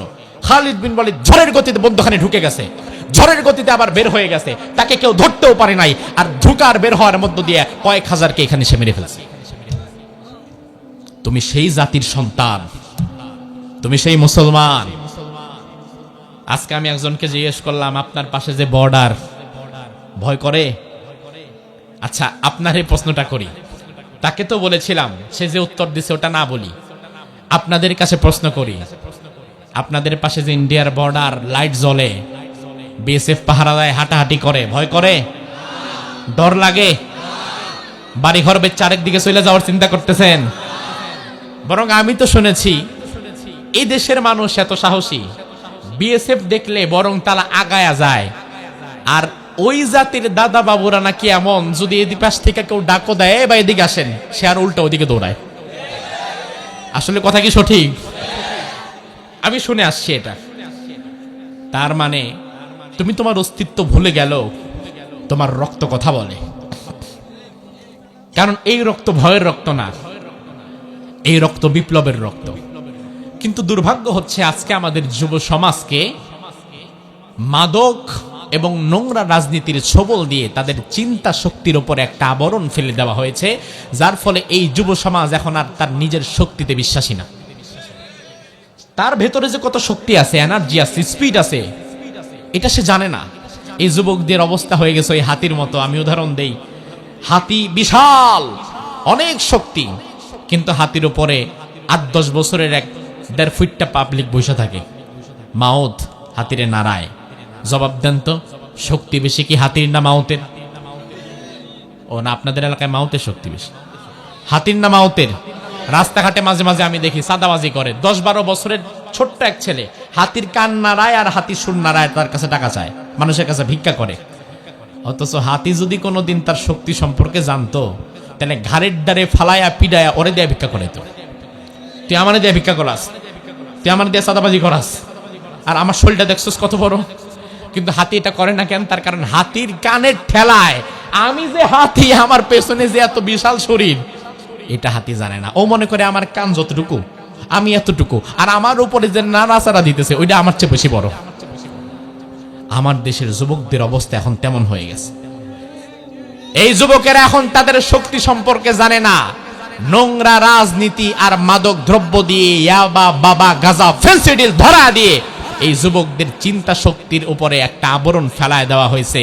এই আবরণটা যদি কোনোদিন না থাকে, হাতির কান না থাকলে হাতি যেমন তার শক্তি সম্পর্কে জেনে যাবে, এই নোংরা রাজনীতি আর মাদকের সয়লাভ না হলে এই জাতির যুবকেরা একদিন আবার সমাজ বিপ্লবের জন্য দাঁড়িয়ে যাবে। ও যুব সমাজ, তোমার জন্য হয়েছে 2 টাকার টিকটকার হওয়ার জন্য না, তোমার জন্য হয়েছে আরেকজনের মেয়ের পেছনে লাইন ধরার জন্য না, তোমার জন্য হয়েছে সমাজ বিপ্লবের জন্য। তুমি ওসমান হাদির মতো দাঁড়িয়ে যাও, খালিদ বিন ওয়ালিদের মতো দাঁড়িয়ে যাও, তারিক বিন জিয়াদের মতো দাঁড়িয়ে যাও। দুনিয়ার জালিমেরা পালাবার জায়গা পাবে না।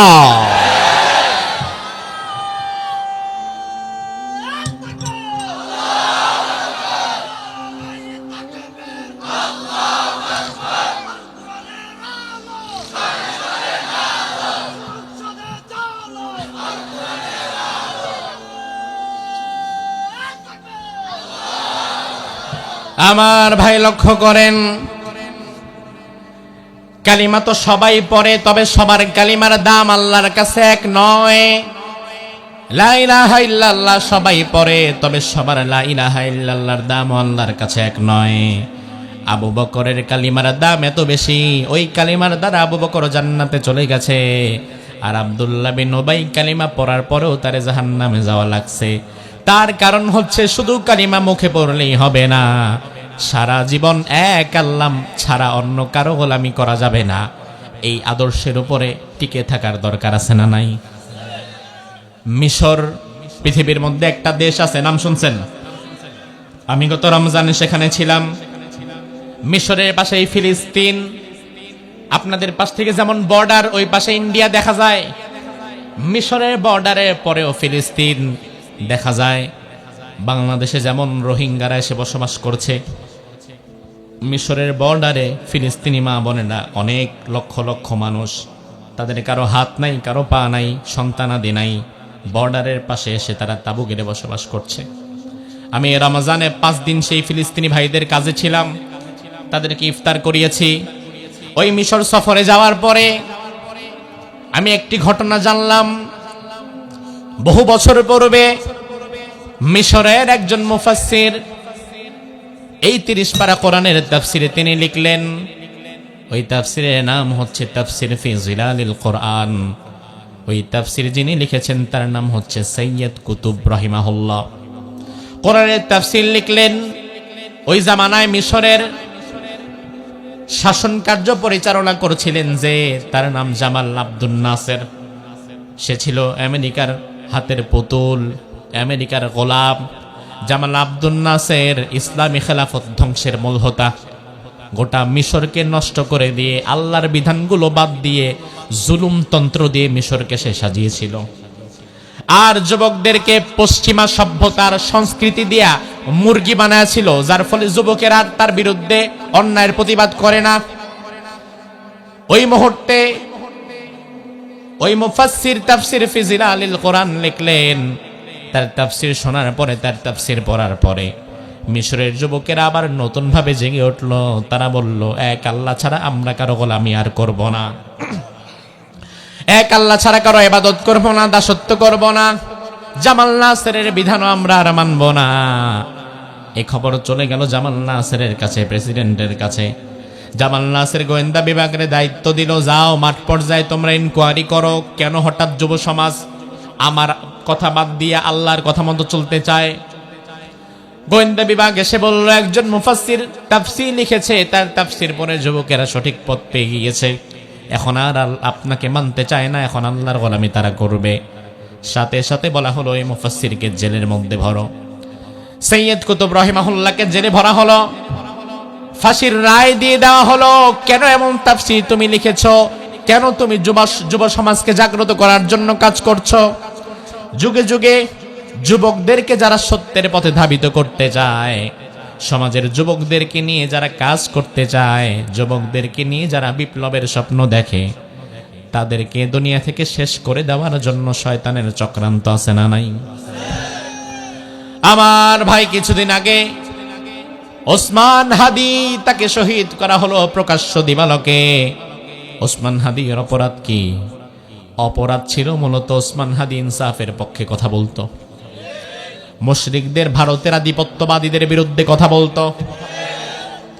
এই জন্য ওসমান হাদিকে প্রকাশ্য দিবালোকে দুনিয়া থেকে বিদায় করে দেওয়া হয়েছে। এই কারণে, তার কারণ দাদা বাবুরা আর এই দেশের দালালেরা ভালো করে হিসাব কষে দেখেছে, ওসমান হাদি যে স্বচ্ছ চিন্তাধারা লালন করে, যুবকদেরকে যেভাবে জাগ্রত করার জন্য কাজ করছে, এই সমাজে যদি ওসমান হাদির মতো আরো কিছু যুবক দাঁড়ায় যায়, তাহলে আগামীর বাংলাদেশে ভারত প্রেমের রাজনীতি আর চলবে না। আমার ভাই, আপনার কি মনে হয় একজন মানুষকে মারার জন্য বর্তমান বেশি টাকা লাগে না?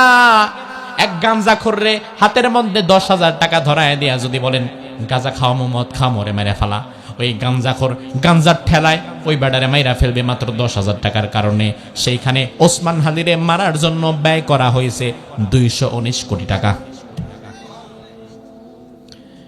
এক ব্যক্তিরে মারার জন্য, অথচ ওসমান হাদির কোনো বডিগার্ড নাই, লোক নাই, দল নাই, কিচ্ছু নাই। কিছু না থাকার পরেও ওসমান হাদিরে মারার জন্য যখন 219 কোটি টাকা ব্যয় করা হয়, তখন তোমার বুঝে নেওয়া লাগবে এটা ন্যাশনাল লেভেলে না, খেলাটা হয়েছে ইন্টারন্যাশনাল লেভেলে। কারণ তারা ভয় পেয়ে গেছে ওসমান হাদি যেমন আধিপত্যবাদীদের বিরুদ্ধে রাজনীতি শুরু করেছে, বাংলাদেশে ভারতপন্থী রাজনীতি চলবে না, বাংলাদেশপন্থী রাজনীতি করা লাগবে, এমন একটা নতুন পথ সে জাতিকে দেখাচ্ছে। তার পথে যদি যুব সমাজ হাঁটা শুরু করে, তাহলে ভবিষ্যৎ বাংলাদেশে দাদা বাবুদের ব্যবসা চলবে না। কিন্তু ওসমান হাদির মৃত্যুতে তোমরা কি থেমে যাবা? থেমে যাবা? এই সমাজ পরিবর্তনের জন্য প্রত্যেক গ্রাম থেকে ওসমান হাদিকে তৈরি হওয়া লাগবে। আমার ভাই লক্ষ্য করেন, ওই মুফাসসিরকে জেলে ভরা হলো, তুমি যুবকদেরকে কেন জাগায় দিচ্ছ? কেন যুবকদেরকে সমাজ বিপ্লবের কথা বলছো? কেন আল্লাহর পথে ডাকছো? বিনিময় তোমারে ফাঁসি দেওয়া হবে। ওই যুবক, ওই মুফাসসির বললেন, কোনো সমস্যা নাই, আমি ফাঁসির জন্য প্রস্তুত। ফাঁসির দিন তারিখ নির্ধারিত করা হলো। নির্ধারিত দিনে কিছু সময় পরে তার ফাঁসি। উনি কোরআনে কারীম পড়ছিলেন হাতের মধ্যে নিয়ে, কোরআন, একটু পরেই ফাঁসি।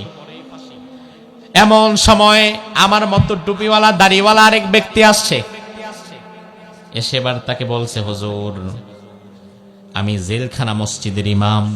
যেহেতু মিশর মুসলিম দেশ হলে জেলখানার ভেতরেও নামাজের জন্য একটা জায়গা আছে না নাই? এখন তো নামাজের জায়গা পৃথিবীর প্রায় সব দেশেই। আমি গত 3 মাস আগে আসছিলাম সিঙ্গাপুর থেকে মাহফিল করে। সিঙ্গাপুরের পৃথিবীর সবচেয়ে হাই ক্লাস এয়ারপোর্ট সিঙ্গাপুরের ইন্টারন্যাশনাল চাঙ্গি এয়ারপোর্ট। এর চেয়ে নাম্বার 1-এ পৃথিবীতে আর কোনো এয়ারপোর্ট নাই যেটা সিঙ্গাপুরে আছে। আমি চিন্তা করলাম এত বিশাল এয়ারপোর্ট, হারায় যাবেন আপনি একদিক থেকে ঢুকলে আরেক দিকে।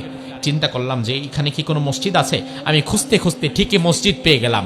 আপনাদের এই মাঠটা যতটুকু হবে সিঙ্গাপুর এয়ারপোর্টের ভেতরে, এই মাঠটা না হলেও মোটামুটি এর অর্ধেক অংশ এরকম একটা বড় মসজিদ, নামাজের জায়গা আমি পেয়ে গেলাম। তার মানে বুঝলাম যে পৃথিবীর অন্যান্য দেশেও, মুসলমান দেশ হওয়া লাগবে না, যে কোনো দেশে এখন মুসলমানদের নামাজের জন্য মসজিদ আছে না নাই?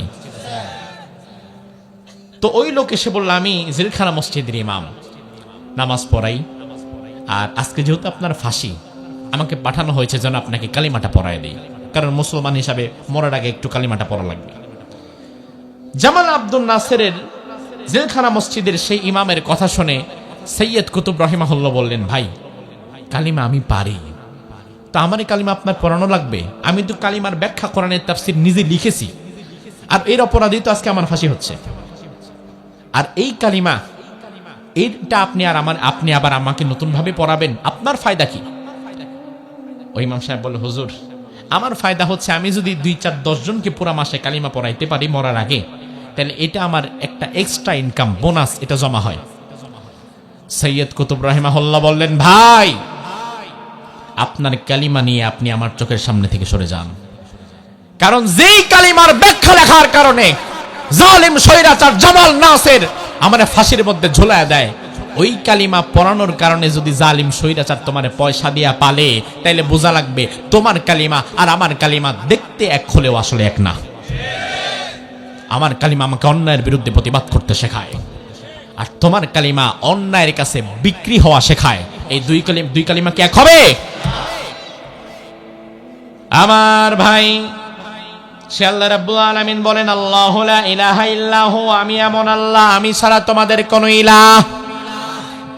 আমরা বললাম, আল্লাহ আপনার আরো কোনো পরিচয় আছে নাকি? আল্লাহ বললেন, আল হাইয়ুল কাইয়ুম, আমি এমন আল্লাহ, আমি চিরঞ্জীব, আমার কোনো মৃত্যু নাই, আমি কাইয়ুম, আমি সবকিছুর নিয়ন্ত্রণকারী। এরপরে আমরা বললাম, আল্লাহ আপনি যে সবকিছুর নিয়ন্ত্রণ করেন, আপনার কি ঘুমের দরকার নাই? আপনার কি কোনো বিশ্রামের দরকার নাই? আল্লাহ বলে, শোনো, লা তাখুদুহু সিনাতুন ওয়ালা নাওম। পারেন না কেউ? না, পড়বেন কেন? ওয়াজ আজকে সব আপনারা দিয়ে করাম, এই নিয়ত করে আসছেন।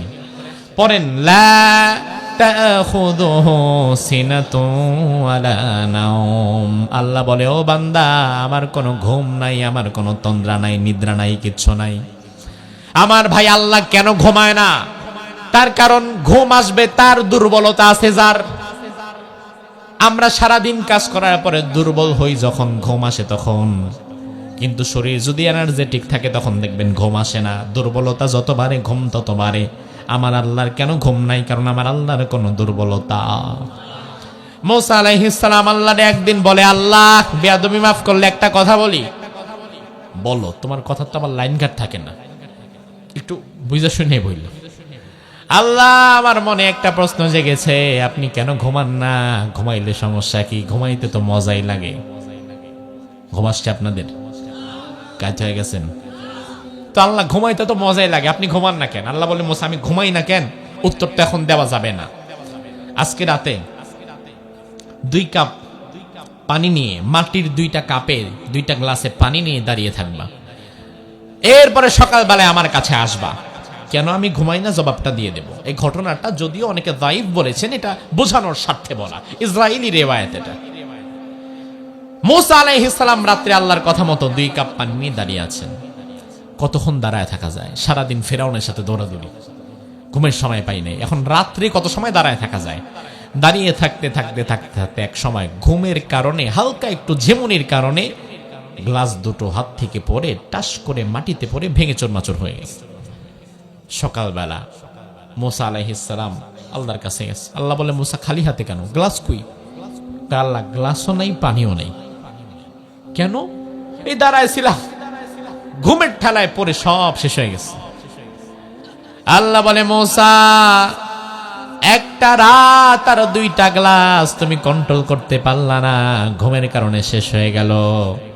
আকাশ ও জমিন আমি আল্লাহর চোখের সামনে, আমি আল্লাহ যদি এক মুহূর্তের জন্য ঘুমায় যাই, গোটা আকাশ এবং জমিনটাও তো ধ্বংস হয়ে যাবে।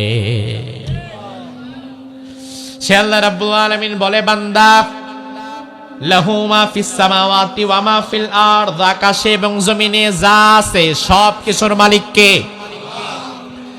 মান যাল্লাযী ইয়াশফাউ ইনদাহু ইল্লা বিইذনি, কে আছে এমন যে আমি আল্লাহর অনুমতি ব্যতীত সুপারিশ করতে পারে? আমার ভাই, আমাদের যে আমল, এই আমলে জান্নাতে যাওয়া আমাদের জন্য কঠিন। সুপারিশ আমাদের লাগবে। কিয়ামতের দিন নবীরা সুপারিশ করবে, হাদিসে আছে না নাই? হাফেজগণ সুপারিশ করবে, আলেমেরা করবে, শহীদেরা করবে। তবে আমার ভাই, বিষয় হচ্ছে সুপারিশ করার মূল মালিক, সুপারিশের মূল ক্ষমতা আল্লাহর। আল্লাহ যতক্ষণ না পর্যন্ত অনুমতি না দিবেন ততক্ষণ কেউ করতে পারবে না। আর এদিকে আমাদের বাংলাদেশে অনেক ভণ্ড পীরের জন্ম হয়েছে। তারা তাদের মুরিদদেরকে বোঝায়, আমাদের কাছে আসবা, মাজারে গরু দিবা, ওরসে সিন্নি দিবা, হাত টিপবা, পা টিপবা, রঙে বউরেও নিয়ে আসবা, টাকা দিবা, পয়সা দিবা, হাদিয়া দিবা, তোহফা দিবা, খুশি করায় দিবা। আর হাসরের মাঠে কিয়ামতের দিন তোমাদেরকে আমি সুপারিশ করায় পার করায় দিব। এমন কথা বলার মতো ভণ্ড পীর বাংলাদেশে আছে না নাই? এজন্য আমরা বহু জায়গায় দেখলাম এমনও পীরের দরবার, যেই পীরের দরবারে যাওয়ার পরে, যাওয়ার আগে হয়তো তার ইমানটা একটু আকটু ছিল, কিন্তু যাওয়ার পরে সেজদা দেওয়ার কারণে তার ইমানটা আর এখন নাই। আছে না নাই? আমার ভাই, ভালো করে বোঝেন, আল্লাহ আয়াতুল কুরসির মধ্যে বললেন, মান যাল্লাযী ইয়াশফাউ ইনদাহু ইল্লা বিইذনি, কে আছে এমন যে আমি আল্লাহর অনুমতি ব্যতীত সুপারিশ করবা? আশ-শাফাআতু হাক্কুন, সুপারিশ সত্য বিষয়। আল্লাহ রাব্বুল আলামিন আরেক আয়াতের মধ্যে বললেন, কুল লিল্লাহিশ শাফাআতু জামিআ, সুপারিশের সবটার মালিক কে? আল্লাহ আরেক আয়াতের মধ্যে বললেন, ওয়ালা ইয়াশফাউনা ইল্লা লিমান ইরতাদা, আবার আল্লাহ বললেন, ওয়া রাদিয়া লাহু কওলা, আল্লাহ রাব্বুল আলামিন যার প্রতি সন্তুষ্ট হবেন এবং যারে অনুমতি দিবেন তিনি ছাড়া কেউ সুপারিশ করতে পারবে না। হাসরের মাঠের চিত্রটা এত ভয়ঙ্কর হবে। আমরা যে জমিনের উপরে বসে আছি, আমাদের বসার নিচে মাটি, আর হাসরের মাঠ এমন হবে, বিশ্বনবী বললেন, ইহশারুন নাস ইয়াউমাল কিয়ামাতি আলা আরদিন বাইদা আফরা কাকুরসাতি নাকি, হাসরের মাঠকে আল্লাহ বানাবেন তামা দিয়া, ওই তামার উপরে আপনারা দাঁড়ায় থাকা লাগবে। তামা দিয়া কেন বানাবেন? আজকের বিজ্ঞান বলছে তামা হচ্ছে সব চাইতে তাপ সুপরিবাহী। এই যে মাইকের তার, এই তারের ভেতরে তামার ব্যবহার আছে, এই জন্য কথা বলতেছি এখানে, মুহূর্তের মধ্যে কথা চলে যাচ্ছে 200 মাইল দূরে। এই যে লাইটের তার, তারের ভেতরে তামার ব্যবহার আছে, এই জন্য লাইটের সুইচটা যদি থাকে আপনাদের গ্রামে, আর লাইটটা যদি ফিট করেন ঢাকায়, সুইচ যদি থাকে আপনাদের গ্রামে, সুইচ চাপ দিতে দেরি হবে, ওই ঢাকায় শত শত কিলোমিটার দূরে লাইটের আলো জ্বলতে দেরি হবে না। এত বেশি তাপ সুপরিবাহী ক্ষমতা তামার। হাসরের মাঠে আল্লাহ রাব্বুল আলামিন মাঠটা বানাবেন তামা দিয়ে, আর মাথার উপরে সূর্যকে ফিট করে রাখবেন। বিশ্বনবী বলেন তুদনাস শামসু ইয়াউমাল কিয়ামাতি মিনাল খালক হাত্তা তাকুনা মিনহুম কামিকদারি মিল। মানুষের মাথার 1.5 ইঞ্চি উপরে সূর্যকে দাঁড় করাবেন। ও ভাই, সূর্যটা পৃথিবী থেকে 9,30,00,000 মাইল দূরে, 9,30,00,000 মাইল দূর থেকে সূর্যটা যখন চৈত্র মাসে আলো দেয়, মাত্র 42-43 ডিগ্রি তাপমাত্রা দিলেই তো আমাদের চাঁদনি গরম হয়ে যায়, পুকুরের পানি সিদ্ধা গরম হয়ে যায়। আর ওই সূর্যটাকে আল্লাহ রাব্বুল আলামিন মাথার 1 ইঞ্চি কাছে এনে দিবেন, পায়ের নিচে থাকবে তামা। সূর্যের সুইচটা যখন আল্লাহ অন করে দিবেন, সাথে সাথে পুরা হাসরের মাঠটা উত্তপ্ত গরম কড়াইয়ের চাইতেও বেশি হিট হয়ে যাবে। দাঁড়ায় থাকা যাবে না, মাথার চান্দি ফেটে যাবে, মানুষেরা ঘেমে হয়রান হয়ে যাবে, এসিডের পানির মতো মানুষের শরীর থেকে ঘাম ঝরতে থাকবে। ওই মুহূর্তে আমার ভাই, মানুষেরা সুপারিশের জন্য নবীদের কাছে যাবে, আদম আলাইহিস সালামের কাছে যাবে। আদম নবী বলবে আমি সুপারিশ করতে পারবো না, কারণ আমি যদি আল্লাহরে বলি আল্লাহ সুপারিশ করেন, আল্লাহ যদি আমারে বলে আদম তুমি আসছো আরেকজনের সম্পর্কে কথা বলতে, অথচ তোমারে বলছিলাম ওই গাছের কাছে যাইতে না, ফল খাইতে না, এখন তুমি যে আরেকজনের জন্য ওকালতি করবা, তোমার আমল নামার হিসাব আগে দিয়া যাও। আদম নবী বলবে আদম নবী বলবে ও উম্মতেরা আমি সুপারিশ করতে পারবো না। উম্মতেরা সবাই চলে যাবে নূহ আলাইহিস সালামের কাছে। নূহ আলাইহিস সালাম বলবে আমি পারবো না, কারণ দুনিয়ার সব নবীকে আল্লাহ তাআলা একটা বিশেষ দোয়া দিয়েছিল, ওই দোয়াটা করলেই আল্লাহ কবুল করে নেয়। আমি বলেছিলাম আল্লাহ আমার জাতিরে তুমি বন্যা দিয়া ডুবায়া দাও, ওই দোয়াটা আমি তখন করেছিলাম। আজকে আমার আল্লাহ যদি আমারে বলে নূহ তুমি তোমার জাতিরে বন্যা দিয়া না ডুবায়া তাদের জন্য তো হেদায়েতের দোয়াটাও করতে পারতা, এটা কেন করো না? এই জবাবটা দাও, তাইলে আমি তো আটকে যাব। নূহ আলাইহিস সালাম বলবে আমি কথা বলতে পারবো না। ইব্রাহিমের কাছে মানুষ চলে যাবে, ইব্রাহিম বলবে আমিও পারবো না। মুসা আলাইহিস সালাম বলবে আমিও পারবো না। ঈসা নবী বলবে আমিও পারবো না। আল্লাহ কোরআনের মধ্যে বললেন ইয়াউমা ইয়াকুমুর রূহু ওয়াল মালাইকাতু সাফফা লা ইয়াতাকাল্লামুনা ইল্লা মান আদিনা লাহুর রহমানু ওয়া ক্বালা সাওয়াবা। ওই কঠিন দিনে ভয়াবহ অবস্থা এমন হয়ে যাবে, জিব্রাইল সব ফেরেশতাদের সরদার, ওই জিব্রাইল পর্যন্ত চুপচাপ হাতটা বেঁধে নিচের দিকে তাকায় দাঁড়ায় থাকবে, আল্লাহর সাথে কথা বলার মতো সাহস কারো হবে না। তাইলে আমার মুসলমান ভাইরা বিবেক খাটাও, যেই কঠিন দিনে আদম নবী বলবে আমি আল্লাহর সাথে কথা বলতে পারবো না, নূহ নবী বলবে আমি পারবো না, জিব্রাইল পর্যন্ত চুপচাপ দাঁড়ায় থাকবে, ঈসা মুসা ইব্রাহিম খলিল পর্যন্ত কথা বলবে না। তোমার দুনিয়ার কোন পীর বাবা যদি বলে ওই দিন আমি তোমারে পার করায়া দিব, আমি তোমার জন্য সুপারিশ করব, তাইলে বোঝা লাগবে ওটা পীর না, ওটা হচ্ছে সাক্ষাৎ শয়তান। কারণ তোমার মর্যাদা নবীদের চাইতে বেশি হয় নাই। নবীরা যদি বলে আমি পারবো না, তাইলে তুই বেটা কোথাকার কে? আমার ভাই, কোরআনের মধ্যে আল্লাহ বললেন ইয়াউমা ইয়াফিরুল মারউ মিন আখি ওয়া উম্মিহি ওয়া আবি ওয়া সাহিবাতিহি ওয়া বানি। ওই হাসরের ময়দানটা এত কঠিন হবে, বাবা তার সন্তান দেখলে পালায়া যাবে, সন্তান বাবারে দেখলে পালায়া যাবে, ভাই তার ভাইকে দেখলে পালায়া যাবে। কথাগুলো কোরআনের মধ্যে আছে না নাই? আমার ভাই, এই আয়াত তো আমার জন্য প্রযোজ্য। আমিও ওই দিন আমার বাপের দেখা পালাবো। আপনি আপনার সন্তানকে দেখে পালাবেন, পরিচয় দিবেন না, নিজের চিন্তা করবেন। তাইলে তোমার পীর সাহেব হুজুরও কারো না কারো ছেলে, কারো না কারো বাবা। ওই বেটা তো ওই দিন নিজেই তার সন্তানকে দেখে নিজেই পালাবে, সেখানে তুমি মুরিদ কোথাকার কে? আমার ভাই, তাইলে শাফাত তো আমাদের লাগবে, কারণ আমাদের আমল দিয়ে তো আমরা জান্নাতে যেতে পারবো না। বিশ্বনবীর শাফাত আমাদের কিয়ামতের ময়দানে দরকার আছে না নাই? আল্লাহর হাবিব এবার চমৎকার একটা হাদিস বলেছেন, ওই হাদিসটা শুনলে আমাদের কলিজাটা জোড়ায়া যায়। এই হাদিসটা বলে আলোচনা শেষ করব, আর একটু ধৈর্য সহকারে বসতে পারবেন? কষ্ট হচ্ছে?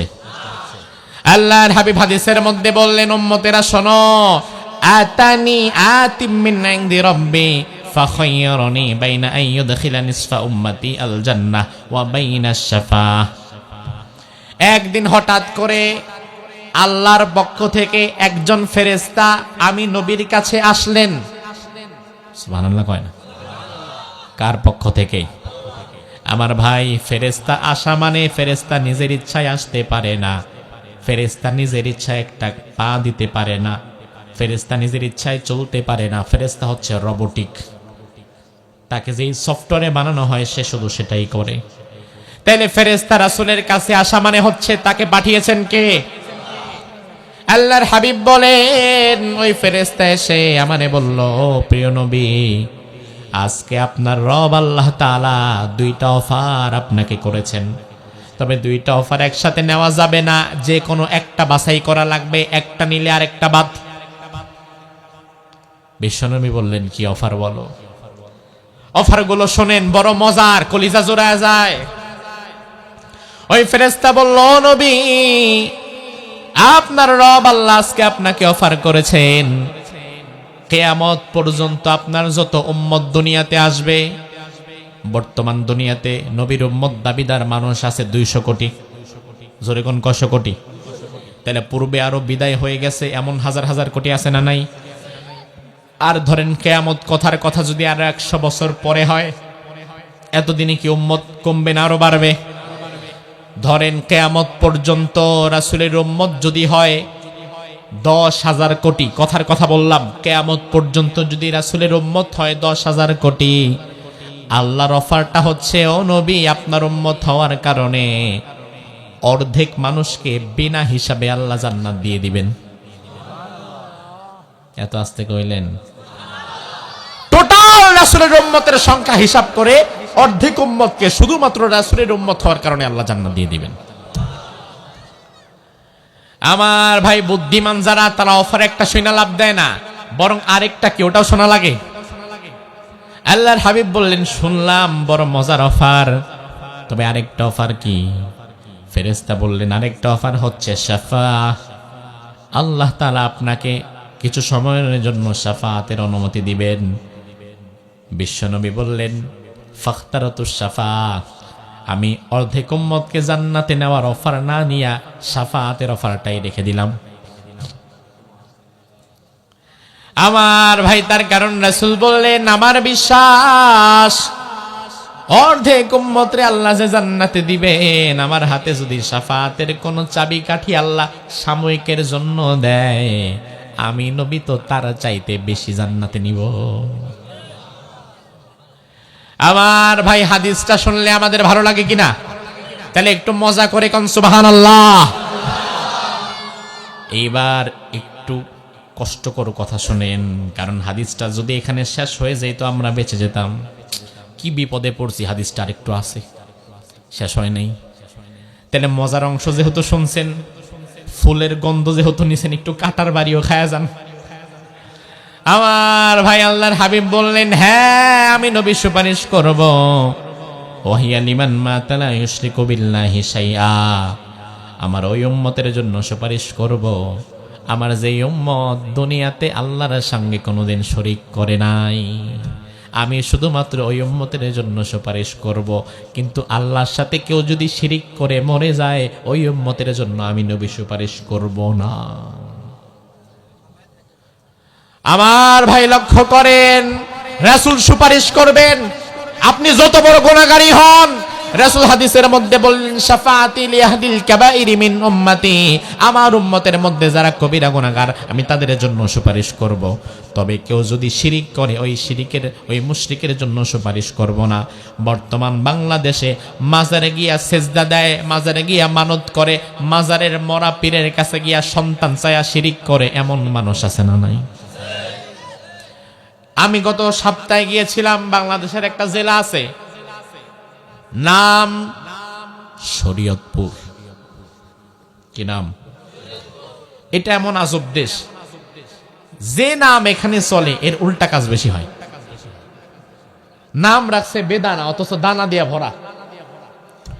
ঢাকায় একটা জায়গা আছে নাম শান্তিবাগ, ঢাকা শহরের ম্যাক্সিমাম চোর বাটপার হাইজাকার শান্তিবাগের বাসিন্দা। নাম রাখছে শরীয়তপুর, বেশরীয়তি কাজের কারখানা।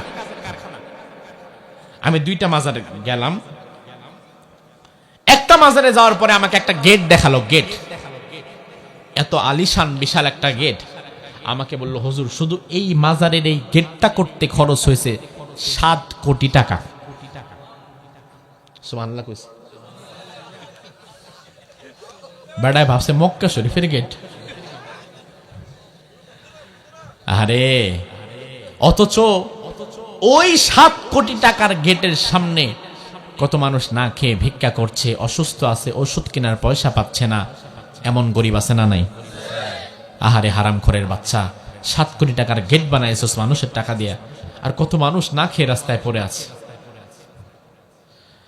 আরেক জায়গায় গেলাম, বাংলাদেশে খুব ফেমাস দরবার, সুরেশ্বর নাম। যাওয়ার পরে দেখলাম চারিদিক দিয়ে মাজার, মাজারের খাদেম আমরা দেখা দৌড়ায় আসছে, কি দিবেন? আমি বললাম কি দিমু? সে ভাবছে যে যারাই আসে কিছু না কিছু দিয়ে যায়, টাকা দেয়, পয়সা দেয়, গরু দেয়, ছাগল দেয়। আমি কইছি কি দিমু এটা বলা যাব না, বললে আপনি আমারে থাকতে দিবেন না। সেখানে আমি দেখলাম যারা হজ ওমরা করতে গিয়েছেন অথবা না যান, অন্তত এতটুকু জানা থাকার কথা, সেখানে একটা কালো পাথর আছে। ওই কালো পাথরের নাম হাজরে আসওয়াদ। নাম শুনছেন তো? ওখানে চুমু দিলে গুনাহ মাফ হয়, গুনাহ দূর হয়ে যায়। হাজরে আসওয়াদ কাবার সাথে রাখা। ওই জায়গায় গিয়ে দেখি কালো কালো এরকম 3টা পাথর। এক মহিলা এসে ওই 3 পাথরের মধ্যে তেল মালিশ করল। তেল মালিশ করে সে পাথরে চুমা টুমা দিয়ে সেজদা দিয়ে চলে গেল। আবার দেখলাম আরেকজন এসে ঘি মালিশ করতেছে। কিছুক্ষণ পরে আরেকজন এসে দেখলাম দুধ দিতেছে। আমি দাঁড়ায় দাঁড়ায় তামাশা দেখতেছিলাম, যে সার্কেস তো দেখতে ভালোই লাগে, বিনা পয়সায় সিনেমা দেখতেছি। আমি কি ব্যাপার? পরে কাছে গিয়ে দেখলাম পাথরের এখানে, আমার ফোনে ছবি তোলা আছে, লেখা আছে যে এই পাথরটা আমাদের অমুক পীর সাহেব কামরুক কামাক্কা থেকে নিয়ে আসছিল পকেটে করে। আনার সময় পাথরটা ছিল ছোট, আজকে আপনাদের মনের আশা পূরণ করতে করতে আর আপনাদের গুনাহ টানতে টানতে এই পাথর হয়ে গেছে বিশাল বড়। আর এই পাথরটা যত দিন যাবে তত বড়ই হইতে থাকবে। আমি বললাম এই 17 বছরের গুনাহের পরেও এটা তো দরকার ছিল বাংলাদেশের চেয়ে বেশি বড় হয়ে যাওয়া, এখনো সাইজ এমন আছে। অবাক হয়ে গেলাম। এই যে দেখেন, একজন তেল দিতেছে পাথরে, একজন দুধ দেয়, একজন ঘি দেয়, দাঁড়ায় আসি, আরেক রাম ছাগল আইসা দেখি ডাইরেক্ট চাটান দিতেছে, চাটতেছে পাথর। দুর্গন্ধ হয়ে গেছে জায়গাটা, কারণ একই জায়গায় আপনি তেল দিচ্ছেন, ঘি দিচ্ছেন, দুধ দিচ্ছেন, মাছি আসতেছে, পিঁপড়া আসতেছে, আরেক পাগল এসে চাটতেছে মানুষ। অবাক করা বিষয়, চাটার দল আসলো কোত্থেকে? আহা, পাশে লেখা দান বাক্স, যে আপনার মনের যত আরজি আশা এই পাথরের কাছে বলেন আর এখানে দান করেন, সব পূরণ হয়ে যাবে। কত মানুষ সেজদা দিচ্ছে, অথচ মনের আশা পূরণ করার মালিক কে? আমার ভাই, আপনাদের এলাকার কোন এক ভাই বিয়ে করেছে, 10 বছর সন্তানাদি হয় না, 10 বছর পর্যন্ত আল্লাহর কাছেই যায়, কিন্তু হঠাৎ করে শয়তানি কামড়াইছে, এখন আর আল্লাহর কাছে চায় না। 10 বছর পরে এখন মাজারের কাছে মানত কইরা বসে আছে, এমন আছে না নাই? আহারে ভাই, সন্তান দেওয়ার মালিক কে? মাজারওয়ালা না আল্লাহ? সন্তান দেওয়ার মালিক কে? কোরআনে আছে না নাই? আল্লাহ বললেন, লিল্লাহি মুলকুস সামাওয়াতি ওয়াল আরদি ইয়াখলুকু মা ইয়াশা ইয়াহাবু লিমান ইয়াশাউ ইনাসা ওয়া ইয়াহাবু লিমান ইয়াশাউ যুকুর। আকাশ এবং জমিনের রাজত্ব কার? ছেলে দেয় কে? মেয়ে দেয় কে? আবার কাউরে কিছুই দেয় না কে? তাইলে দোষটা কার? ওই আল্লাহ। তোশাল্লাহ। ও রাত বেশি হওয়াতে তাল হারায় ফেলতেছে, ঘুমের ঠেলায় যেদিকে ধাক্কায় ওদিকেই যায়। এখন আরেক ধাক্কা দিলে তুমি বিপদ সীমা পার করে দিবে, বিপদ সীমা পার করবো না। আমার ভাই লক্ষ্য করেন, সন্তান দেওয়ার মালিক একমাত্র কে? আর ওই সন্তান আপনি যদি কোনো পীরের কাছে চান, কোনো মাজারের মরা পীরের কাছে চান, তাহলে বোঝা গেল ওই পীরকে আপনি আল্লাহর সমকক্ষ বানায় ফেলেছেন। আল্লাহর সমকক্ষ কাউকে বানানোটা শিরিক। কি? আর শিরিক যে করে, নবী বলেছেন আমি তার জন্য শাফাত করব না। এবার আপনি বলবেন হুজুর আল্লাহ বাঁচাইছে, আমার পোলামাইয়ার অভাব নাই, আমার মাজারে যাওয়া লাগে না, আমার এমনি হয়। কিন্তু আমার ভাই, আপনি হয়তো শিরিক করেন আরেক জায়গায়। কারণ বাংলাদেশের মানুষ সবাই এক ঘাটের পানি খায়া ইমান হারায় না, এক একজন এক এক ঘাটের পানি খায়া ইমান হারায়। আপনি হয়তো শিরিক করেন না, মাজারে যান না, আপনি হয়তো আরেক জায়গায় গিয়া শিরিক করেন। এমন একটা রাজনৈতিক দল আপনি করেন, আপনার দলের নেতা ফেনীতে এসে ভাষণ দিয়ে গেছে লক্ষ লক্ষ মানুষের সামনে, আপনিও সেখানে উপস্থিত ছিলেন। আপনার নেতা বলল, ভাইরা আমার, সামনে নির্বাচন, জনগণের জন্য কাজ করা লাগবে, আমাদেরকে সংঘবদ্ধ থাকা লাগবে, আমাদেরকে কোনো প্রকার খারাপ কাজে জড়ানো যাবে না, জনগণকে আমাদের সাথে রাখা লাগবে। জনগণ যদি আমাদেরকে চায় তাহলে আমরাই সরকার গঠন করব, কারণ জনগণই হবে সকল ক্ষমতার উৎস। আপনি নেতার কথা শুই না হাততালি দিলেন, সুন্দর বক্তৃতা দিছে, একের কথা বলছে। তবে আমার ভাই, আপনার নেতা সব কথা বলেছে ঠিক, জনগণের জন্য কাজ করা লাগবে, আপত্তি নাই। জনগণ সাথে থাকলে আপনারা সরকার গঠন করবেন, তাতেও আপত্তি নাই। তবে আপনার নেতা যখন বলেছে সকল ক্ষমতার উৎস জনগণ, এখানে আপত্তি আছে না নাই? কারণ আপনার নেতা কিন্তু ক্ষমতার মালিক জনগণে বানায় দিছে, অথচ কোরআন তো ভিন্ন কথা বলে। কোরআন বলে তাবারাকাল্লাযী বিয়াদিহিল মুলক, সকল ক্ষমতার মালিক কে? আবার আল্লাহর কাতের মধ্যে বললেন আন্নাল কুওয়াতা লিল্লাহি জামিআ, সকল ক্ষমতার একমাত্র মালিক আমি আল্লাহ। তাইলে কোরআন একাধিক আয়াতে বললেন সকল ক্ষমতার মালিক আল্লাহ। ও মুসলমান, জবাব দাও, ক্ষমতার মালিক কে? তাইলে তোমার নেতা যদি বলে ক্ষমতার মালিক জনগণ, তোমার নেতা জনগণের ক্ষমতাটাই না আল্লাহর ক্ষমতার সাথে লাগায় দিছে। তোমার নেতা মাজারে যায় নাই, কিন্তু শিরিক করে বসে আছে, আর ওই নেতার পেছনে হাততালি দিয়া তোমার ইমানটাও তো শেষ। শিরিক যে করে তার যেমন ইমান শেষ, যে শিরিক করাকে পছন্দ করে, সাপোর্ট করে, তারও কিন্তু ইমান শেষ। আমার ভাইরা, এই জন্য আজ সর্বশেষ কথা হচ্ছে, নবীর শাফাত যদি আমরা পেতে চাই, শিরিক করা যাবে না, মুশরিকদের গোলামি করা যাবে না। এই পৃথিবীতে মুসলমান জাতির জন্য সবচেয়ে বড় দুশমন হচ্ছে দুইটি জাত। কোরআনে আল্লাহ বলছেন, লাতাজিদান্না শাদ্দান নাস আদাওয়াতাল লিল্লাযিনা আমানুল ইয়াহুদা ওয়াল্লাযিনা আশরাকু। এই পৃথিবীতে মুসলমানদের দুশমন দুইটা জাতি। জোরে বলেন, কয়টা জাতি? জোরে, ডরায়েন না, গুলি করবে না, জোরে বলেন।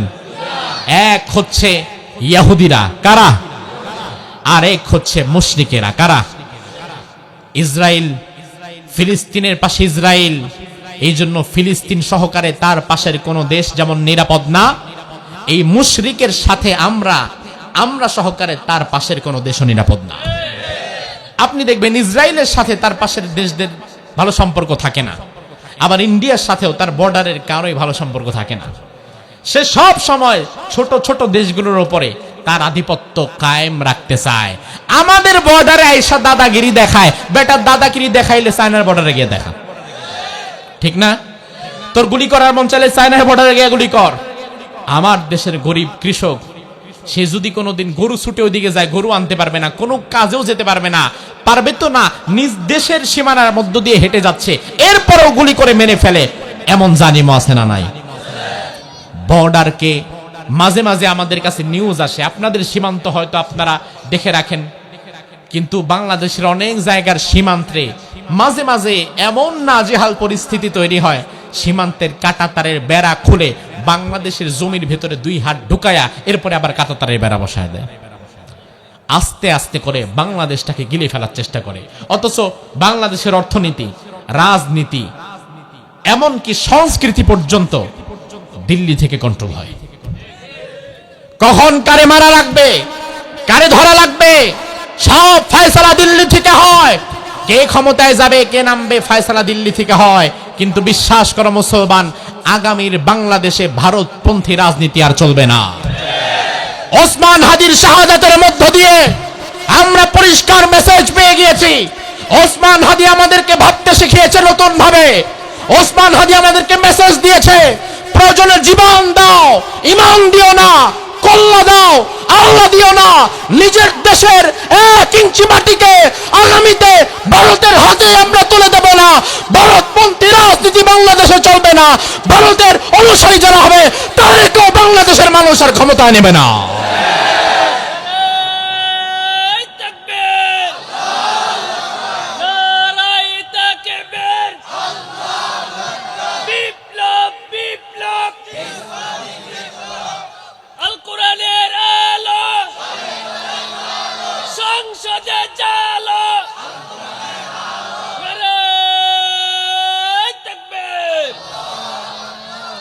আল্লাহ সুবহানাহু ওয়া তাআলা কোরআনুল কারীম থেকে যে আলোচনা হয়েছে এর উপরে আমাদের সকলকে আমল করার তৌফিক দান করুক। আমরা বলি আমিন। হাযা মা ইনদি ওয়াল ইলমু ইনদাল্লাহ আলাইহি তাওয়াক্কালতু ওয়া ইলাইহি উনীব।